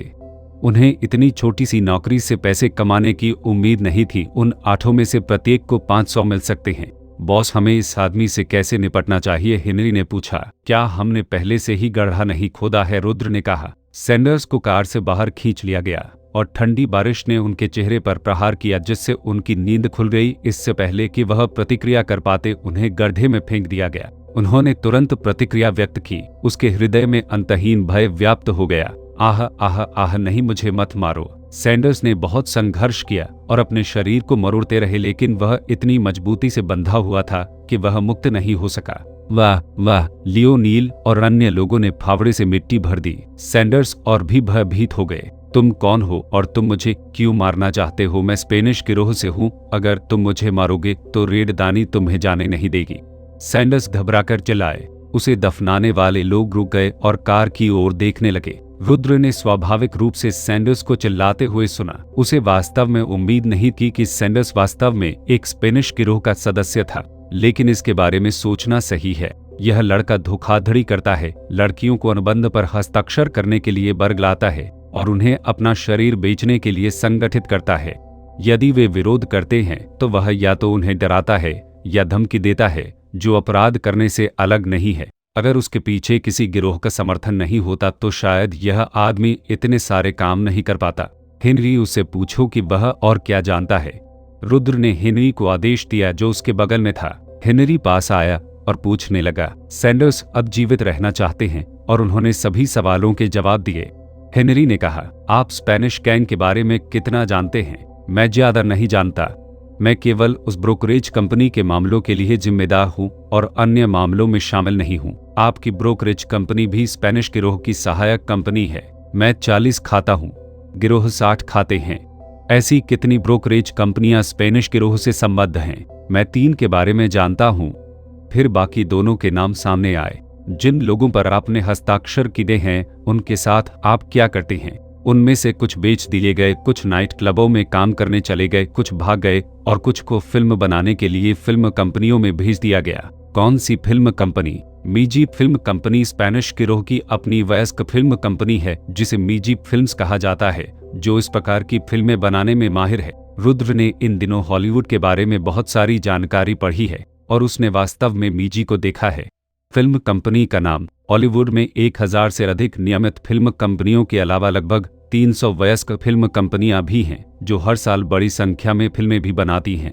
कई वयस्क फिल्म कंपनियों का प्रदर्शन अक्सर नियमित फिल्म कंपनियों की तुलना में अधिक होता है। हालांकि सरकार भी इससे जुड़े खतरों को जानती है, इसलिए वह वयस्क फिल्म कंपनियों को शायद ही कभी लाइसेंस जारी करती है। हॉलीवुड में कानूनी लाइसेंस वाली केवल 20 से अधिक वयस्क फिल्म कंपनियां हैं, लेकिन इनमें निजी फिल्म भी शामिल है। मुझे उम्मीद नहीं थी कि यह स्पेनिश गिरोह की संपत्ति होगी। उन्हें एक अनुबंध पर हस्ताक्षर करने के लिए धोखा दिया गया, अपने शरीर को बेचने के लिए मजबूर किया गया और अंततः या तो नाइट क्लब में प्रवेश किया या वयस्क फिल्में देखने चले गए। यह वास्तव में वन स्टॉप सेवा थी। लड़कियों के शरीर पर लेटने और उनका खून चूसने से उनका मन नहीं भरता था, उन्हें उनकी हड्डियां तोड़ना और उनका मजा चूसना भी पड़ता था। यदि मारिसा पहले ही बच नहीं गई होती तो परिणाम निश्चित रूप से एक अत्यंत दुखद अंत होता। रुद्र ने दूर से गड्ढे में पड़े आदमी पर नजर डाली और उदासीनता से कहा, इसे दफना दो। मदद नहीं, मुझे जाने दो, कृपया मुझे जाने दो। रोने चिल्लाने के बीच सैंडर्स को मिट्टी में दबा दिया गया। भरने के बाद मैथ्यू और अन्य लोगों ने जाने से पहले मिट्टी को रौंद दिया। 0036 अध्याय 3636 अवगाधन किस्मल का प्रारंभ अध्याय। कक्षा के बाद मारिसा अपने दोस्तों चेरिल और एवी के साथ कक्षा से बाहर चली गई। चेरिल की तेज नजरों ने सड़क के उस पार एक खूबसूरत लग्जरी कार खड़ी देखी। गहरे नीले रंग की बॉडी और सफेद छत में एक सुंदर और राजसी आकार है और कार का लोगो फैले हुए पंखों वाला एक हंस है। वाह देखो, वह कार पैकार्ड है। चेरिल धीरे से चलाए। एवी ने भी पैकार्ड कार देखी। उसकी आंखें चमक उठी और उसने कहा, यह कार बहुत सुंदर है। इसकी कीमत $10,000 से कम नहीं है। इस युग में पैकार्ड को देखना बाद की पीढ़ियों में शानदार बेंटले और रोल्स रॉयस को देखने जैसा है। जैसे ही दो कार की प्रशंसा कर रहे थे, दरवाजा खुला और कुरकुरा सूट पहने एक व्यक्ति कार से बाहर निकला। दोनों महिलाओं ने देखा कि वह आदमी अच्छे कपड़े पहने हुए था, सुंदर था और उसके हाथ में एक सोने की घड़ी थी। दोनों महिलाओं की आंखें अचानक चमक उठी। क्या वह यहाँ एक महिला साथी ढूंढने आया है? उन दोनों ने अपने चेहरे पर मीठी मुस्कान के साथ अनजाने में अपने शरीर को सीधा कर लिया, जिससे वे और अधिक सुंदर दिखने लगे। लेकिन उन्हें लग रहा था कि यह आदमी कुछ जाना पहचाना सा लगता है। मारिसा, रुद्र ने धीरे से पुकारा। जॉन। मारिसा ने खुशी से रुद्र की ओर हाथ हिलाया। उसने अपने पास मौजूद दो लड़कियों से कहा, मेरी दोस्त मुझे लेने के लिए यहाँ आई है। मैं पहले जा रही हूँ। वैसे क्रिसमस की पूर्व संध्या आज रात है और क्रिसमस कल है। मैं आपको पहले से ही क्रिसमस की पूर्व संध्या और मेरी क्रिसमस की शुभकामनाएं देती हूँ। उसके बाद वह सड़क पार कर गई। जैसे ही वह कार की ओर भागी, रुद्र ने पीछे से सुंदर गुलाबों का गुलदस्ता पकड़कर अपना हाथ बाहर निकाला। यह आपके लिए है, यह बहुत सुंदर है। मारिसा ने फूल लिया और रुद्र के चेहरे को चूम लिया। दोनों कार में बैठी और पैकार्ड कार चल पड़ी और दो लड़कियों को सड़क के किनारे एक दूसरे को देखते हुए छोड़कर चली गई। वह व्यक्ति मारिसा का दोस्त है? एवी ने आश्चर्य से पूछा। मुझे याद आया कि यह वही आदमी था जिसने कुछ दिन पहले मारिसा को लेने के लिए फोर्ड गाड़ी चलाई थी। पता चला कि वह बहुत अमीर था। चेरिल को अंततः याद आया कि रुद्र कौन था। ऐसा लगता है कि उन्होंने शुरुआत में चर्चा की थी कि मारिसा ऐसे आदमी के साथ घूमकर अपना समय बर्बाद कर रही थी। क्या आपने उसके कपड़े देखे हैं? उन्हें ब्रूक्स ब्रदर्स होना चाहिए। जिस कार को वह चलाता है वह पैकर्ड है। उसकी कलाई पर सोने की घड़ी निश्चित रूप से रोलेक्स है। इस पोशाक से लॉस एंजल्स में एक लग्जरी अपार्टमेंट खरीदा जा सकता है। एवी ने इसे ईर्ष्यालु स्वर में कहा। चेरिल ने चिल्लाते हुए कहा, कौन जानता है कि यह किराए पर लिया गया था। ये वाक्य बहुत खट्टा है। ईर्ष्या ईर्ष्यालु दोनों होने चाहिए, स्वयं क्यों नहीं? रुद्र और मारिसा ने एक इटालियन रेस्तरां में डिनर किया, खरीदारी करने गया और रोशनी को देखा। वे एक और फिल्म, क्लासिक फिल्म कैसाब्लांका देखने के लिए सिनेमाघर गए, जो 1942 में रिलीज हुई थी और 1944 में ऑस्कर जीता था। रुद्र को यह स्वीकार करना पड़ा कि फिल्म में इंग्रिड बर्गमैन वास्तव में सुंदर हैं। वह इस साल सिर्फ 30 साल की लग रही हैं। फिल्म देखने के बाद दोनों घर चले गए। लिविंग रूम में आए और मारिसा रुद्र के साथ बैठ गई। उसे चेरी वाइन का एक और गिलास दिया और संगीत चालू कर दिया। रुद्र की ओर आकर्षक ढंग से मुस्कुराते हुए, मैंने तुम्हारे लिए एक उपहार तैयार किया है। मैं तुम्हारे लिए इसे लेने के लिए कमरे में जाऊंगा। अंदर आकर मत झांकना। रुद्र ने मुस्कुराते हुए सिर हिलाया। जब मारिसा कमरे में दाखिल हुई तो रुद्र ने अपनी जेब से एक पोर्टफोलियो निकाला और उसने मारिसा के लिए एक उपहार भी तैयार किया। सोफे पर आराम से बैठे संगीत सुने और शराब पिए। बहुत देर बाद नहीं, बेडरूम का दरवाजा थोड़ा सा दरार के साथ खुला। एक लंबा पतला सीधा पैर दरवाजे की दरार से बाहर निकला हुआ था। लेस वाले मोजे और ऊंची एड़ी पहने हुए संगीत पर नाच रहा था। ये पैर 1 साल तक खेलने के लिए काफी हैं। दरवाजा अध खुला है। मैरिसा ने खूबसूरत हॉटर टॉप पहना हुआ था। वह दरवाजे के पास लेट गई और रुद्र को एक आकर्षक मुस्कान दी। मैंने विशेष रूप से आपके लिए रात में फाड़ने के लिए कुछ कपड़े खरीदे हैं। वह उस आदमी की गोद में बैठकर आदर्श कदमों से रुद्र के पास चली गई। रुद्र, क्या तुम्हें यह उपहार पसंद है? हाँ, मुझे यह पसंद है। मारिसा, मैंने तुम्हारे लिए एक उपहार भी तैयार किया है। यह क्या है? मारिसा ने खुशी से पूछा। रुद्र ने अपने बगल की मेज से पोर्टफोलियो उठाया और महिला को सौंप दिया। महिला ने आश्चर्य से रुद्र की ओर देखा और धीरे से पोर्टफोलियो खोला। जब उसने अनुबंध निकाला और उसमें लिखी सामग्री को स्पष्ट रूप से पढ़ा तो उसका चेहरा सदमे से भर गया। जॉन, यह मेरा वित्तीय अनुबंध है, क्या यह सच है? मैरिसा ने अविश्वास से पूछा। बेशक यह सच है। मैंने आपका वित्तीय अनुबंध खरीद लिया है। अब सैंडर्स आपको नियंत्रित नहीं कर सकते। यह अनुबंध अब मेरे पास है। जब क्रिसमस खत्म हो जाएगा तो मैं मूल अनुबंध को रद्द करने के लिए आपका साथ दूंगा। अब से आप पूरी तरह से स्वतंत्र होंगे। यह मेरा तुम्हारे लिए क्रिसमस उपहार है। तुम्हें यह कैसा लगा? मैरिसा सुनते सुनते और अधिक उत्साहित हो गई। अंत में उसकी आंखें लाल हो गई और उसने कॉन्ट्रैक्ट को जोर से गले लगा लिया और उसके आंसू अनियंत्रित रूप से बह निकले। आखिरकार यह कानाफूसी में बदल गया। रुद्र के कंधे पर लेटकर वह खुशी से रो पड़ी। पिछला अनुभव उसके लिए एक दुस्वप्न था जिससे वह डर में जी रही थी।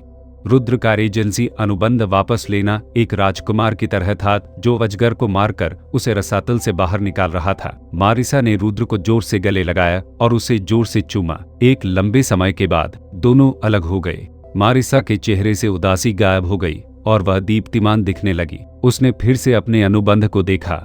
जॉन, मैं भविष्य में फिर से अभिनय और गायन कर सकता हूँ है ना? मारिसा ने रुद्र को पकड़ते हुए उत्साह से पूछा। बिल्कुल, याद है मैंने तुम्हें पिछली बार क्या कहा था? मैं अब नोहस आर्क फिल्म कंपनी में एक सहायक हूँ। अपनी आज़ादी हासिल करने के बाद आप नोहस आर्क के साथ एक अनुबंध पर हस्ताक्षर कर सकते हैं। भविष्य में अभिनय के कई अवसर होंगे, रुद्र ने कहा। मारिसा उत्साह से रुद्र की गोद में उछल रही थी। अचानक उसे कुछ याद आया। रुद्र, मेरे पास एक विचार है। मैं अपना नाम बदलना चाहता हूँ। जब मैं अभिनय का अध्ययन कर रहा था तो शिक्षक ने हमें बताया कि अभिनेताओं को अधिक पहचानने योग्य नाम रखने की आवश्यकता है। मारिसा एक ऐसा नाम है जो बहुत आम है। हमारे गांव में मारिसा नाम की 3 लड़कियां थीं और जब मैंने पदार्पण किया तो शिक्षक ने सुझाव दिया कि मैं अपना नाम बदल लूं। मैं भी इसे बदलना चाहती थी और अपने पुराने स्वरूप को अलविदा कहना चाहती थी। क्या आपने कभी अपने नए नाम के बारे में सोचा है? रुद्र ने मुस्कुराते हुए पूछा। आप अवा नाम के बारे में क्या सोचते हैं? मेरा उपनाम गार्डनर है। क्या आपको लगता है कि अवा गार्डनर नाम अच्छा लगता है? मारिसा ने मुस्कुराते हुए पूछा। रुद्र स्तब्ध रह गया। उसने आश्चर्यचकित भाव से मारिसा की ओर देखा। उसने कभी नहीं सोचा था कि उसकी बाहों में जो लड़की है वह एवा गार्डनर निकलेगी। क्या गलत है जॉन, तुम्हें यह नाम पसंद नहीं है? मारिसा ने स्तब्ध रुद्र की ओर देखते हुए पूछा। अरे नहीं, यह तो बहुत अच्छा नाम है। मारिसा हंसी। चूंकि आपको लगता है कि यह भी अच्छा है, अब से मुझे एवा गार्डनर कहा जाएगा।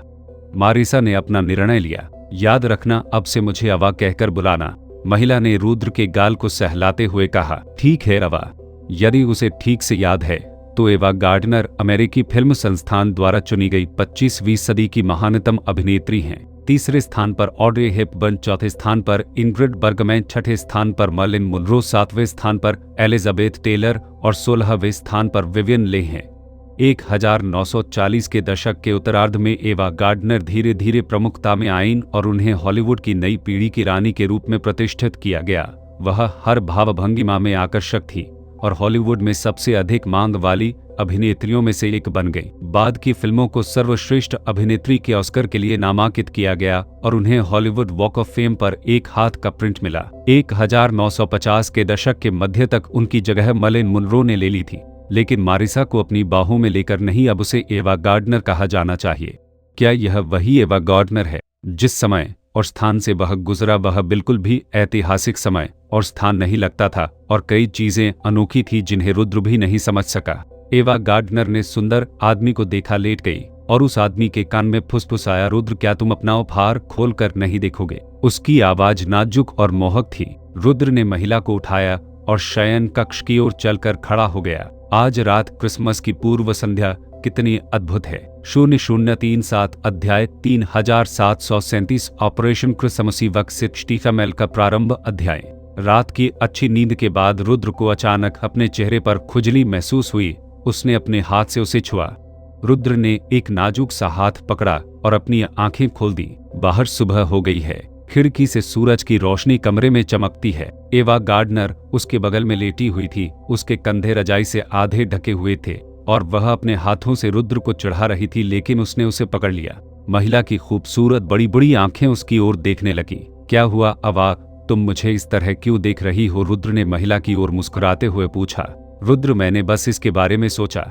मैं अपना प्रबंधन अनुबंध तुम्हारे साथ क्यों नहीं छोड़ देता? क्या तुमने पहले से ही एक प्रबंधन कंपनी स्थापित नहीं की है? मैं तुम्हारा अनुबंधित कलाकार बनूंगा। एवा गार्डनर ने कहा। मेरे पास कलाकारों को प्रबंधित करने का समय नहीं है। रुद्र ने हाथ फैलाए। एवा गार्डनर ने मुस्कुराते हुए कहा, तब मैं वह करने के लिए स्वतंत्र हूं जो मैं चाहती हूं। जब तक आप कोई अवसर देखते समय मेरे बारे में सोचते हैं, यही मेरे लिए पर्याप्त है। रुद्र ने एक क्षण सोचा। वास्तव में ब्रोकरेज कंपनी स्थापित करना बहुत अधिक परेशानी वाली बात नहीं है। कुछ दलालों की भर्ती करना कोई बड़ी बात नहीं है। ठीक है, फिर मैं कुछ एजेंट ढूंढूंगा और एक ब्रोकरेज कंपनी स्थापित करूंगा। फिर मैं आपका अनुबंध बदल दूंगा और इसे 5050 में विभाजित कर दूंगा। यह हॉलीवुड में एक बड़े स्टार के साथ व्यवहार है। रुद्र ने महिला की ओर देखा और कहा, धन्यवाद बॉस। एवा गार्डनर ने प्रसन्न चेहरे के साथ यह कहा। आज क्रिसमस है। यह शहर में कार्निवल का दिन है, जिसमें सड़कों पर झांकियां गुजरती हैं, शॉपिंग मॉल लोगों से भरे होते हैं और ग्रामोफोन पर व्हाइट क्रिसमस गाना बजता है। रुद्र इस दुनिया में अपने पहले क्रिसमस का आनंद ले रहा है, लेकिन कोई निष्क्रिय नहीं है। स्पेनिश गिरोह के कैसीनो को लूट लिया गया और उन्हें 2 लाख अमेरिकी डॉलर से अधिक नकदी का नुकसान हुआ। कैसीनो पर बमबारी की गई और उनके कई लोग मारे गए, इसलिए कैसीनो को अस्थायी रूप से बंद करना पड़ा। दानी ने हत्यारे की तलाश के लिए आसपास के लोगों को भेजा और हत्या के लिए इनाम भी जारी किया, लेकिन अभी तक कोई सुराग नहीं मिला, जिससे वह बहुत नाराज हो गया। बेरस्टीन माल का वह बैच कैसा है? दानी ने अपने सैन्य सलाहकार से पूछा। यह पहले से ही समुद्र में होना चाहिए। यह अभी भी पहले जैसा ही मार्ग है। बड़ा जहाज तट से दूर जाता है और फिर एक छोटी नाव को गोदी में ले जाता है, बस्टीन ने कहा। दानी ने सिगार को अपने मुंह में घुमाया और आदेश दिया, इस बार लेनदेन की मात्रा अतीत की तुलना में 5 गुना है। हमें सुरक्षा सुनिश्चित करनी चाहिए और कोई समस्या नहीं पैदा करनी चाहिए। इतने लंबे समय तक व्यवसाय करने के बाद दानी पहले से ही इससे परिचित है, लेकिन इस बार इसने उसे थोड़ा परेशान कर दिया। आखिरकार इस बार लेनदेन की मात्रा पहले की तुलना में कहीं अधिक है, बस्टीन ने कहा। कर्मचारी तैयार है। जब तक माल बंदरगाह पर पहुंचेगा, उनका तुरंत व्यापार किया जाएगा और दूसरी पार्टी पैसे लेकर चली जाएगी। हम 1 घंटे से भी कम समय में माल को गुप्त स्थान पर पहुंचा देंगे। ठीक है, सुनिश्चित करें कि कुछ भी गलत न हो। तभी दरवाजे पर दस्तक हुई। अंदर आओ। दानी के आदमियों का क्रैंस्टन नाम का एक छोटा बॉस अंदर आया और बोला, बॉस, मैं आपको कुछ जानकारी देना चाहता हूं जो कैसीनो की डकैती से संबंधित हो सकती है। इन दिनों दानी कैसीनो में हुई डकैती का पता लगा रही थी, लेकिन कोई सुराग नहीं मिला। अब जब क्रैंस्टन ने कहा कि कैसीनो डकैती के बारे में जानकारी थी, तो वह तुरंत ऊर्जावान हो गया। क्या जानकारी? मेरे लोगों को एक स्थिति का पता चला। क्या आपको ऑस्ट्रियाई गिरोह का वीर याद है? वह वही व्यक्ति था जिसका कुक के साथ झगड़ा हुआ था। आपका मतलब है कि कैसीनो डकैती के लिए वीर जिम्मेदार था? दानी ने भौहें चढ़ाते हुए पूछा। नहीं, मेरे अधीनस्थों को पता चला कि वीर घायल होने के बाद अस्पताल में भर्ती है और अभी तक उसे अस्पताल से छुट्टी नहीं मिली है। मुझे जो जानकारी मिली वह यह है कि वीर के घायल होने के बाद किसी ने वीर के इलाके पर कब्जा कर लिया है। मैंने सुना है कि वह वीर का दोस्त था जिसका नाम रुद्र था। बाद में रुद्र ने अधीनस्थों का एक समूह इकट्ठा किया जिनमें से सभी ने मरीन कोर में सेवा की थी। तब मुझे आश्चर्य हुआ कि रुद्र ने इतने सारे लोगों को क्यों बुलाया, उसने उन्हें भुगतान कैसे किया, उसे पैसे कहां से मिले और ऐसा करने के लिए उसका क्या उद्देश्य था। मुझे संदेह है कि वह वही हो सकता है जिसने हमारे कैसीनो पर हमला किया हो। दानी ने अपनी आंखें सिकोड़ ली। रुद्र वीर का दोस्त है। वीर कुक द्वारा घायल हो गया था और कुक उस रात एक आश्चर्यजनक हमले में मारा गया था और फिर रुद्र नाम के इस आदमी ने उसके इलाके पर कब्जा कर लिया। बाद में पूर्व सैनिकों का एक समूह एक साथ इकट्ठा हुआ और उन्हें अपने स्पेनिश गिरोह के साथ कुछ परेशानी हुई। वास्तव में रुद्र और उसके समूह के लिए स्पेनिश कैसीनो को लूटने का एक मकसद है। दानी के दिमाग में कई विचार आए और उसने अपने सलाहकार बस्टीन की ओर देखा और पूछा, क्या आपको लगता है कि यह रुद्र ही हो सकता है जिसने यह किया? बस्टीन ने एक पल के लिए सोचा, कुछ संदेह है। दानी थोड़ा सख्त अपना सिगार चबाते हुए उसे कैसीनो में डकैती की चिंता हुई और उसने गहरी आवाज में कहा, चूंकि संदेह है इसलिए इसकी जांच करते हैं। इतना कहने के बाद उसने क्रैन्स्टन की ओर देखा और कहा, मैं यह मामला आप पर छोड़ता हूं, यह पता लगाने का एक तरीका ढूंढिए कि क्या उन्होंने डकैती की थी। ठीक है बॉस। क्रैन्स्टन ने खुशी खुशी कार्य स्वीकार कर लिया। अगर उसे कोई मिशन मिल जाए तो वह पैसा कमा लेगा। यदि जांच से यह साबित हो जाता है कि डकैती का नेतृत्व वास्तव में रुद्र नाम के व्यक्ति ने ही किया था तो उसने एक महान योगदान दिया है और भविष्य में उसे पदोन्नत किए जाने की उम्मीद है। कैसीनो के पिछले प्रभारी व्यक्ति की गोली मारकर हत्या कर दी गई थी और यह अभी तक नहीं खुला है। यदि वह इस मामले की स्पष्ट रूप से जांच करता है तो वह कैसीनो का नया प्रभारी बनने में सक्षम हो सकता है। ढेर सारी महिलाओं और पैसों के साथ यह निश्चित रूप से एक चिंतामुक्त नौकरी है। दानी ने अपनी बात समाप्त करने के बाद खड़े होकर अपने सलाहकार बर्स्टीन से कहा, ठीक है, हमने अभी जो बात की है उसे पिछली योजना के अनुसार पूरा किया जाएगा। इसके लिए आप व्यक्तिगत रूप से जिम्मेदार होंगे। आज रात मेरी कुछ बड़ी पार्टियों के साथ एक पार्टी है और सज्जनों के उस समूह को नजरअंदाज नहीं किया जा सकता। इतना कहने के बाद उसने अपनी टोपी उठाई और बाहर चला गया। क्रैन्स्टन और बस्टीन कार्यालय से बाहर चले गए। जब वे बाहर चले गए तो दानी और बस्टीन साथ साथ चल रहे थे और क्रैन्स्टन उनके पीछे चल रहे थे। उन्होंने स्पष्ट रूप से सुना कि दानी ने गोदी और अधिक जनशक्ति की तैनाती के बारे में क्या कहा। उसे इसकी परवाह नहीं थी कि इसका क्या मतलब है। दानी को विदा करने के बाद क्रैन्स्टन अपनी कार में बैठ गया। ड्राइवर ने पीछे मुड़कर पूछा, बॉस अब आप कहाँ जा रहे हैं? स्टेशन पर वापस। रास्ते में क्रैन्स्टन सोचता रहा कि दानी के मिशन को कैसे पूरा किया जाए। यह पता लगाने की कोशिश की जा रही है कि क्या कैसीनो डकैती वास्तव में रुद्र द्वारा की गई थी और कैसे कोई सुराग नहीं है जब तक कि वह खुद इसे स्वीकार नहीं करता। स्टेशन पर वापस क्रैन्स्टन नामक व्यक्ति ने उसे जानकारी प्रदान करने के लिए बुलाया। नक्सी नाम का एक चोर लगभग 50 वर्ष का था। वह दुबला पतला और मनहूस लग रहा था और उसने मैले कुचैले कपड़े पहने हुए थे। वह एक आवारा की तरह लग रहा था। इन लोगों को कम मत आंकिए जो समाज के सबसे निचले पायदान पर रहते हैं। ये लोग अक्सर सबसे अच्छी जानकारी रखने वाले होते हैं और सड़कों पर जो कुछ होता है वह शायद ही कभी उनकी नजरों से बच पाता है। क्या आपको पता चला कि वे कहाँ स्थित है? क्रैन्स्टन ने पूछा। नेक्सी ने कहा, ऑस्ट्रियाई गिरोह के क्षेत्र में ग्रांट स्ट्रीट में एक स्वेटर फैक्ट्री है जिसमें कुल मिलाकर लगभग 8 या 9 लोग आते जाते हैं, लेकिन उनमें से सभी अंदर नहीं रहते हैं। क्रैन्स्टन ने भौहें चढ़ा ली और जवाबी उपायों के बारे में सोचा। क्रैन्स्टन किसी बड़ी योजना के बारे में नहीं सोच सके। दरअसल सबसे सरल और प्रभावी तरीका यह है कि उन लोगों को तुरंत गिरफ्तार कर लिया जाए और उनसे पूछताछ की जाए तो सब कुछ स्पष्ट हो जाएगा। यदि वे विरोध करने का साहस करेंगे तो उन्हें सीधे मार दिया जाएगा। यदि उन्होंने ऐसा नहीं किया तो यह बहुत सरल है, बस दिखावा करें कि ऐसा नहीं हुआ। इससे कोई फर्क नहीं पड़ता कि वे अतीत में सैनिक थे। गुप्त हमले के मामले में उनका अनुभव बेकार है। अब उसकी कमान में 6 गैंगस्टर हैं और उसे लोगों की थोड़ी कमी महसूस हुई, इसलिए उसने फोन उठाया और अपने दोस्त को फोन किया, बेकमैन क्या तुम जल्दी पैसा कमाने में रुचि रखते हो? हम किस तरह का काम करने जा रहे हैं? मुझे शायद लुटेरों के समूह का पता चल गया है जिन्होंने कैसीनो लूटा था। मैंने बॉस दानी को इसकी सूचना दी और बॉस ने कहा कि मैं पूरी तरह से जिम्मेदार होगा। यदि आप मेरे साथ काम करते हैं तो हम पैसे को बराबर बराबर बांट देंगे। क्रैन्स्टन जो सबसे अधिक चाहता है वह बॉस दानी की सराहना है ताकि वह कैसीनो के लिए जिम्मेदार हो सके। यदि उसे वास्तव में पैसा मिलता है तो उसे इसका आधा हिस्सा बेकमैन को देने में कोई आपत्ति नहीं होगी। जब बेकमैन ने यह सुना तो वह तुरंत दिलचस्पी लेने लगा। यदि वे वास्तव में वही लुटेरे थे तो उनके हाथों में बड़ी मात्रा में नकदी होनी चाहिए। अपनी गतिविधि या योजना में मुझे शामिल करें, बेकमैन ने तुरंत कहा। तो तैयार हो जाओ और अपने लोगों को ले आओ।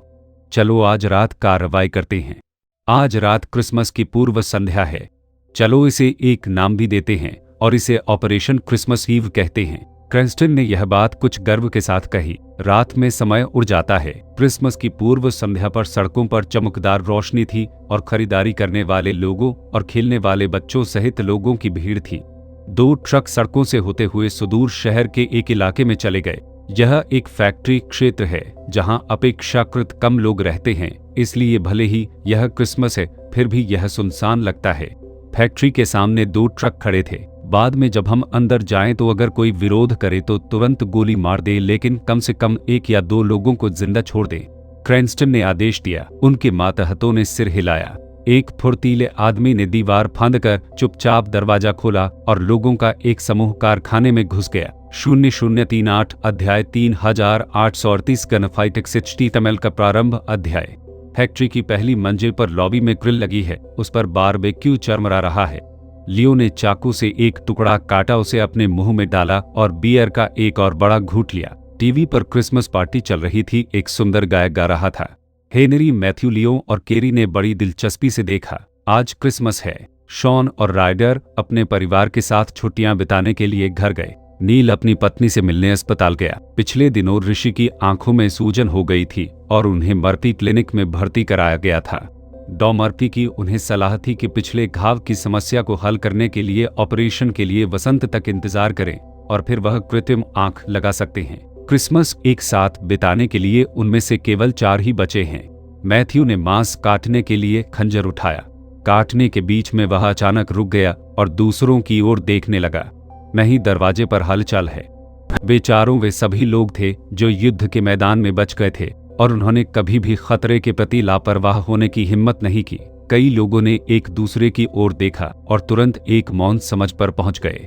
हेनरी और मैथ्यू ने अपने शरीर से पिस्तौलें निकाली और कारखाने में छिप गए, जबकि लियो और केरी तेजी से ऊपर चले गए। दरवाजा लात मारकर खोला गया। बंदूकों के साथ लोगों का एक समूह आक्रामक तरीके से कारखाने में घुस गया। जब वे अंदर आए तो उन्हें बीच में ग्रिल दिखी। उस पर लगे बारबेक्यू से अभी भी खुशबू आ रही थी और उसके बगल में बियर की कुछ बोतलें थीं। वे बहुत दूर तक नहीं भागे हैं, उन्हें ढूंढो, क्रैन्स्टन ने कहा। उसके आदमी खोज के लिए फैल गए। कुछ अंदर चल रहे थे तो कुछ सीढ़ियों से ऊपर जा रहे थे। दोनों लोग अभी कुछ ही कदम चले थे कि अचानक गोलियों की आवाज सुनाई दी। Bang bang bang bang. छाया से भारी संख्या में गोलियां चली। सामने वाले 2 लड़कों को गोली लग गई और वे तुरंत जमीन पर गिर पड़े। बाकी लोग इतने भयभीत हो गए कि वे तेजी से नीचे गिर पड़े और जो लोग ऊपर जा रहे थे वे भी तेजी से नीचे आए, अंधेरे में छिपे दुश्मनों पर हमला करने की तैयारी कर रहे थे। लेकिन इसी समय ऊपर से 2 काले थूथन बाहर निकले। दादा दादा दा। शिकागो टाइपराइटर ने नीचे की भीड़ पर बेतहाशा गोलीबारी की, जिससे स्पेनिश गैंगस्टरों के पैर उखड़ गए। उन्होंने कभी नहीं सोचा था कि जब उन्होंने कुछ ऑस्ट्रियाई गैंगस्टरों को गिरफ्तार करने के लिए छापा मारा तो वे इतने बड़े खतरे में पड़ जाएंगे। कोई कोने में छिप गया और जवाबी हमला करने लगा, लेकिन जैसे ही उसने 2 गोलियां चलाईं उसका पता चल गया और तुरंत मशीन गन की गोलियों की बौछार से उसका स्वागत किया गया। क्रैन्स्टन कोने में छिप गया और यहां आकर पछताया। ये किस तरह के लोगों का समूह था। वह जानता था कि वे सैनिक थे, लेकिन उसने उनसे इतने मजबूत होने की उम्मीद नहीं की थी। मैं कैसीनो डकैती की जांच क्यों करना चाहता हूं? क्या मेरा जीवन अच्छा नहीं था तो मुझे इन लोगों को क्यों भड़काना पड़ा? उन्हें जो दूसरा नेता मिला, बेकमैन, उसकी मृत्यु हो गई। शुरुआत में उन्हें कई बार गोली मारी गई। उनके कई भाई मर चुके थे और उनमें से लगभग कोई भी अब चल फिर नहीं सकता था। कैसी सराहनीय सेवा! बॉस द्वारा क्या महत्व दिया जाता है? क्या कैसीनो प्रबंधन, अधिकार, पैसा, लग्जरी कारें और खूबसूरत महिलाएं, अब उसके लिए ये सभी प्रलोभन मायने नहीं रखते। वह बस जीवित रहना चाहता है। क्रैन्स्टन घूमा और भागा, लेकिन जैसे ही वह कुछ कदम आगे बढ़ा एक गोली उसे लग गई। क्रैन्स्टन को महसूस हुआ कि उसकी जांघें कांप रही हैं और वह जमीन पर गिर गया। आह मेरे पैर! लियो, केरी तुम कवर करो मैथ्यू और मैं युद्ध के मैदान को साफ कर दूंगा, हेनरी चिल्लाया। समझा। नई पत्रिकाएं प्रकाशित करते हुए हेनरी और मैथ्यू छाया से बाहर आए। फैक्ट्री में फर्श पर हर जगह लाशें पड़ी हुई थी। उनकी संख्या अधिक थी, इसलिए उन्होंने अभी भी जमकर संघर्ष किया। इनमें से लगभग सभी लोगों को दर्जनों गोलियां लगी। क्रैन्स्टन दरवाजे पर गिर पड़ा और अभी भी रो रहा था। मैथ्यू ने अपनी बंदूक उठाई और उसे मारना चाहा, लेकिन हेनरी ने उसे रोक दिया। उसे जीवित छोड़ दो और पूछो कि क्या हो रहा है। मैथ्यू तुरंत दरवाजे पर चिल्लाया, यदि तुम मरना नहीं चाहते तो अपने हाथ में मौजूद बंदूक को फेंक दो। ठीक है, मैं इसे फेंक दूंगा, मुझे मत मारो, क्रैन्स्टन तुरंत चिल्लाया। बंदूक एक ओर फेंक कर वह जमीन पर लेट गया और अपने हाथ ऊपर उठा दिए। मैथ्यू और हेनरी वहां गए, क्रैन्स्टन को बांध दिया और उस व्यक्ति को फैक्ट्री के बीच में ले गए। हेनरी और उसके 3 दोस्तों ने जमीन पर पड़े उस आदमी को देखा, सोच रहे थे कि उसने उन पर हमला क्यों किया। आप कौन हैं? हम स्पेनिश गिरोह से हैं। क्रेंस्टन ने अपने दांत पीस लिए और दर्द को सहन किया जैसा उसने कहा था। वे चारों थोड़ा स्तब्ध रह गए। स्पेनिश गिरोह, तुम देर रात हमारे पास क्यों आते हो और क्या करना चाहते हो? हेनरी ने गहरी आवाज में पूछा। क्रेंस्टन कहने से थोड़ा डर रहा था। उसे डर था कि अगर उसने उन्हें बताया तो वे सीधे उसे मार डालेंगे, लेकिन उसे नहीं पता था कि क्या झूठ बोले, इसलिए वह थोड़ी देर के लिए झिझका। मैथ्यू का चेहरा ठंडा पड़ गया। उसने एक कदम आगे बढ़ाया, एक उंगली बढ़ाई और सीधे क्रेंस्टन की जांघ के छेद में डाल दी। क्रेंस्टन ने अचानक एक तीखी चीख निकाली। मुझे बताओ तुम यहाँ क्यों हो? मैं बात करूंगा। हमारा कैसीनो लूट लिया गया था। बॉस दानी बहुत गुस्से में थे और उन्होंने हमें जांच करने के लिए कहा कि यह किसने किया। अगर हमें पता चला तो हमें एक बड़ा बोनस मिलेगा। एक सड़क चोर ने मुझसे कहा। वीर के घायल होने के बाद ऑस्ट्रियाई गिरोह ने अपना नेता बदल दिया और लोगों की एक नए समूह की भर्ती की, इसलिए मुझे संदेह हुआ कि यह आप ही थे जिन्होंने यह किया था। जब मैंने बॉस दानी को इसकी सूचना दी तो बॉस दानी ने मुझसे कहा कि इसकी जांच करो कि क्या तुम कैसीनो लुटेरे हो। क्रेंस्टन ने बहुत तेज स्वर में सब कुछ स्पष्ट रूप से समझाया। सिर्फ संदेह? हेनरी ने पूछा। हाँ, बस संदेह है, क्रेंस्टन ने इसे तुरंत कहा। लियो ने हेनरी की ओर देखा और पूछा, बाकी सभी लोग मर चुके हैं, हम इस आदमी के साथ क्या करें? मैथ्यू ने कहा, मुझे लगता है कि हम उसे मार ही सकते हैं। हेनरी ने एक पल के लिए सोचा और अपना सिर हिलाया। शायद बॉस को कुछ और पूछना है, इसलिए फिलहाल हम उसे मार नहीं सकते। यह सुनकर बाकी लोगों ने सिर हिलाया। अभी बॉस को सूचित करें? मैथ्यू ने पूछा। इतनी देर हो गई है, बॉस किसी महिला को गोद में लेकर क्रिसमस मना रहे होंगे। अगर हमने उनका मूड खराब किया तो वे नाराज हो जाएंगे। अगर तुम्हें उन्हें सूचित करना है तो खुद ही कर लो, हेनरी ने कहा। मैथ्यू चिल्लाया। वह बॉस के काम में बाधा डालने वाला व्यक्ति भी नहीं बनना चाहता था। आइए इस जगह को साफ करें और कल बॉस को सूचित करें। वे निचले शहर क्षेत्र में हैं और आसपास की अधिकांश इमारतें परित्यक्त कारखाने हैं, इसलिए यह स्थान बहुत कम आबादी वाला है। अभी किसी ने गोलियों की आवाज नहीं सुनी होगी, और अगर सुनी भी हो तो कोई भी मूर्खतापूर्वक पुलिस को फोन नहीं करेगा। चारों लोगों ने कार्रवाई की और दरवाजे के बाहर खड़े 2 ट्रकों को आंगन में चला दिया। फैक्ट्री की इमारत में 1 दर्जन से अधिक लाशें पड़ी थी और उन सभी को वाहनों में ले जाया गया। इन लाशों के बारे में उन्हें कुछ भी महसूस नहीं हुआ। उन्होंने युद्ध के मैदान में बहुत सारी लाशें देखी थी। कभी भी किसी युद्ध में खाइयों के सामने लाशें पहाड़ों में ढेर हो सकती थी। मैथ्यू ने एक मोटी रस्सी ढूंढी और क्रेंस्टन को भागने से रोकने के लिए उसे कसकर बांध दिया। केरी ने क्रेंस्टन के पैर में गोली के छेद को देखा। खून अभी भी बह रहा था। उसे खून बह रहा है। अगर हम उसे ऐसे ही छोड़ देंगे तो वह कल मर सकता है। उसे कुछ दवा देने के बारे में क्या ख्याल है? मैं उसे कौन सी दवा दे सकता हूँ? बस इसे पुराने तरीके से करो। मैथ्यू ने एक खंजर उठाकर ओवन में डालते हुए कहा। थोड़ी देर बाद वो हल्का लाल हो गया। क्रेंस्टन को कुछ एहसास हुआ और उसका शरीर डर के मारे कांपने लगा और मुड़ गया। नहीं नहीं नहीं, मैथ्यू को इस आदमी की परवाह नहीं थी। उसने उसे हिलने से रोकने के लिए एक पैर से उस पर कदम रखा और जांघ के घाव पर लाल गर्म खंजर से जोर से दबाया। छुरा! क्रेंस्टन बुरी तरह चिल्लाया। घाव को ठीक किया गया और खून बहना बंद कर दिया गया। मैथ्यू ने उस आदमी को उठाया और कोने में फेंक दिया। खेद! क्रेंस्टन को इस समय केवल पछतावा हुआ। वह श्रेय क्यों लेना चाहता था? वह घर पर ही क्यों नहीं रुका? उसके सभी आदमी मर चुके हैं और वह अभी भी नहीं जानता कि वह जीवित बचेगा या नहीं।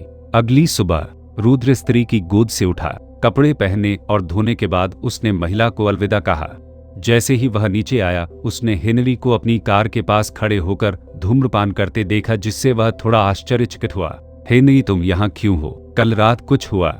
मैं आपको जल्दी रिपोर्ट करना चाहता था, इसलिए मैं यहाँ आया। क्या आप बहुत दिनों से इंतजार कर रहे हैं? सिर्फ 2 सिगरेट। क्या हुआ? स्पेनिश गिरोह को हमारी हाल की गतिविधियों पर संदेह है। उन्होंने हमारी जांच करने के लिए लोगों को भेजा, लेकिन नेता एक नासमझ आदमी था और वह लोगों को पूछताछ के लिए गिरफ्तार करने की योजना बनाते हुए सीधे घुस आया। लेकिन हम में से कुछ लोगों ने इसका ख्याल रखा। हमने उसके 11 लोगों को मार डाला और उसे जिंदा पकड़ लिया, हेनरी ने कहा। रुद्र थोड़ा चौंका। उन्हें रात में इतनी बड़ी घटना होने की उम्मीद नहीं थी, लेकिन सौभाग्य से हेनरी और अन्य लोगों ने इसे अच्छी तरह से संभाल लिया। वे ग्रांड जिले की फैक्ट्री में वापस गए, 2 ट्रकों पर शवों को देखा और एकमात्र जीवित बचे व्यक्ति के पास आए। तुम्हारा नाम क्या है? रुद्र ने शांति से पूछा। मेरा नाम क्रेंस्टन है, क्रैन्स्टन ने शुष्क स्वर में कहा। स्पेनिश गिरोह में आपकी स्थिति क्या है? एक नेता। हालांकि यूरोपीय और अमेरिकी गिरोहों का स्तर उतना जटिल नहीं है जितना फिल्मों में दिखाया जाता है। वास्तव में उनके पास अपने स्वयं के संगठनात्मक विभाग हैं। गिरोह के नेताओं को आमतौर पर बॉस कहा जाता है। उनके नीचे दूसरा बॉस रणनीतिकार, आर्थिक सलाहकार और कर्मचारी अधिकारी और फिर नेता होते हैं जिन्हें गिरोह का कुलीन और रीढ़ माना जाता है। रुद्र को अब ऑस्ट्रियाई गिरोह के नेताओं में से एक माना जाता है। नेता अनुयायियों का एक समूह रखता है और अनुयायियों की संख्या भिन्न भिन्न होती है। यह मुख्यतः इस बात पर निर्भर करता है कि नेता उनका समर्थन कर सकता है या नहीं। यदि वह इसे वहन कर सकता है तो किसी को इसकी परवाह नहीं होगी कि उसके कितने अनुयायी हैं, भले ही वह 100 अनुयायियों की भर्ती कर ले। मुझे स्पेनिश गिरोह के बारे में वह सब कुछ बताएं जो आप जानते हैं। रुद्र ने शांति से कहा, तुम्हें जो भी जानना है पूछो, मैं कुछ भी छिपाने की हिम्मत नहीं कर पाऊंगा। क्रैन्स्टन ने मुंह बनाते हुए कहा। फिर रुद्र ने उससे स्पेनिश गिरोह के बारे में वह सब कुछ पूछा जो वह जानना चाहता था। क्रैन्स्टन के कथन के माध्यम से रुद्र को स्पेनिश गिरोह की अधिक व्यापक समझ प्राप्त हुई। मैंने सुना है कि स्पेनिश गिरोह हाल ही में नशीली दवाओं का लेन देन करने की तैयारी कर रहा है। क्या आप स्थिति जानते हैं? रुद्र ने पूछा। क्रैन्स्टन ने तुरंत अपना सिर हिलाया।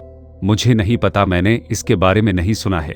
स्पेनिश गिरोह आमतौर पर अपनी दवाएं कहां से खरीदते हैं? हम उन्हें कोलंबियाई लोगों से खरीदते हैं। मैंने सुना है कि वह एक तरह का जनरल था, वह काफी रहस्यमय है। एक बार की बात है जब मैं गोदी पर सामान लेने गया था, मैंने सलाहकार बस्टीन द्वारा बोले गए जनरल शीर्षक को सुना। डॉक, क्या वे पानी से माल परिवहन करते हैं? रुद्र ने पूछा। हाँ, कोलंबियाई लोग समुद्र में जाने वाले मालवाहक जहाजों पर आए दवाओं को अपतिया ले गए, फिर उन्हें स्पीड बोट से बंदरगाह तक भेजा और फिर वापस लौटने वाले दूसरे मालवाहक जहाज को ले गए। कौन सा घाट? Santa Monica port, private port के बाहर एक छोटा सा। वैसे मुझे कुछ याद आया। जब मैंने बॉस दानी को आपके मामलों की सूचना दी तो मैंने बॉस दानी और गिरोह सलाहकार को बंदरगाह और जनशक्ति की तैनाती के बारे में कुछ बात करते हुए सुना। रुद्र द्रवित हो गया। यह शायद नई दवा का सौदा था जिसकी योजना दानी बना रहा था। चूंकि जनशक्ति तैनात कर दी गई है, इसलिए ऐसा लगता है कि व्यापार का समय इन कुछ दिनों के भीतर ही होगा। रुद्र को ऐसा लगा मानो कोई बड़ी बात इशारा कर रही हो। 003 अध्याय 3939 एडिलिटी लेटर पिरक सिचटीफएमएल की शुरुआत। अध्याय। लॉस एंजलिस के बाहर जंगल में एक चट्टान के किनारे पर 2 ट्रक खड़े थे। ट्रकों में 1 दर्जन से अधिक लाशें थी और क्रैन्स्टन की लाश शीर्ष पर थी। नील ने ट्रकों में 2 बड़े पटाखे डाले और एक अन्य ट्रक पलट गया, जिससे दोनों ट्रक चट्टान पर चढ़ गए। ट्रक चट्टान से नीचे लुढ़क गए और नीचे से टकराने के कुछ देर बाद ही उनमें विस्फोट हो गया और वे जल गए। जहां तक इस बात का सवाल है कि क्या स्पेनिश गिरोह को पता चल पाएगा कि क्रैन्स्टन की हत्या कर दी गई है, तो अनुमान है कि इसमें कुछ समय लगेगा। क्रैन्स्टन ने कहा कि बॉस ने उसे सिर्फ जांच करने के लिए कहा था और वह अपने अहंकार के कारण सीधे दरवाजे पर आ गया। गिरोह में किसी को भी उनके संचालन के बारे में पता नहीं था। शॉन, नील और अन्य सहित सभी लोग फैक्ट्री सभा स्थल पर लौट आए। रुद्र ने फैक्ट्री को देखा और कहा, हमें एक नई जगह ढूंढनी होगी। इस जगह को लक्षित किया गया है। हमें भविष्य में अपने कार्यों में अधिक सावधान रहना चाहिए। हेनरी और अन्य लोगों ने सिर हिलाया। हर कोई फैक्ट्री में खून के धब्बे साफ करने के लिए तेजी से आगे बढ़ा, अपना सामान हटाया और दोपहर में लॉस एंजलिस के किनारे एक जगह ढूंढ ली। यह एक देहाती होटल था जिसमें एक लिविंग रूम, बेडरूम और पार्किंग के लिए एक बड़ा यार्ड था। नए निवास के लिए बहुत उपयुक्त है। अगले दिन रुद्र पुरुषों के एक समूह को कटघरे तक ले गया। क्रैन्स्टन ने यहाँ के इलाके का पता लगाने के लिए कहा। घाट बड़ा नहीं है, यह मछली पकड़ने वाला बंदरगाह घाट है। केवल दर्जनों टन मछली पकड़ने वाली नावें और झींगा नावें ही प्रवेश और निकास कर सकती हैं। यह एक निजी घाट है। जब वे देखने आए तो घाट पर मछली पकड़ने वाली कई नावें खड़ी थीं और लोग ट्रकों में मछलियां ले जा रहे थे। ऋषि ने अपने बगल में एक 3 मंजिला इमारत देखी, रुद्र को बताया और इसे जांचने के लिए चुपके से इमारत के शीर्ष पर भाग गया। यह स्थान पूरे घाट की सबसे ऊंचाई पर है, जहां से सभी दिशाएं दिखाई देती हैं और यह निश्चित रूप से एक उत्कृष्ट स्निपिंग पॉइंट है। हर कोई होटल लौट आया और जवाबी उपायों का अध्ययन करने के लिए लिविंग रूम में बैठ गया। बॉस, अगर वे दिन के दौरान व्यापार कर रहे हैं तो हम मछली खरीदने का नाटक कर सकते हैं और हर दिन उन पर नजर रखने के लिए 2 ट्रक ले सकते हैं। अगर रात हो तो हम पहले से ही घात लगा सकते हैं और जब वे व्यापार कर रहे हो तो उन्हें पकड़ सकते हैं। रुद्र ने एक क्षण सोचा, फिर सभी को कार्य सौंपना शुरू किया। अगले दिन से 6 लोग हेनरी मैथ्यू लियों केरी ऋषि और नील मछुआरे बन गए और मछली खरीदने के लिए 2 ट्रक चलाए। इस दौरान ऋषि कई बार चोरी छिपे ऊपर गए और चुपचाप 2 बड़े पैकेज छत पर छुपी जगह पर रख दिए। यह एक व्यापारिक स्थान है या नहीं, वे अभी आधे धूरे ही आश्वस्त हैं, लेकिन अगर यह सफल हुआ तो उन्हें पर्याप्त पुरस्कार मिलेगा, इसलिए रुद्र पूरी तरह से तैयार है। बाकी सब किस्मत पर छोड़ दिया गया है। 2 दिन बाद आज दोपहर को सूरज पहले से ही पश्चिम में डूब रहा था। मछली पकड़ने वाली नावें मूल रूप से घाट पर खड़ी थी और केवल कुछ लोग अभी भी घाट पर व्यापार कर रहे थे। अचानक 2 कारें दूर से आईं। सूट पहने कई आदमी कार से बाहर निकले और मछली बाजार में चले गए। ऐसा लग रहा था जैसे वे मछलियां चुन रहे हों, लेकिन उनकी आंखें हमेशा इधर उधर देख रही थी।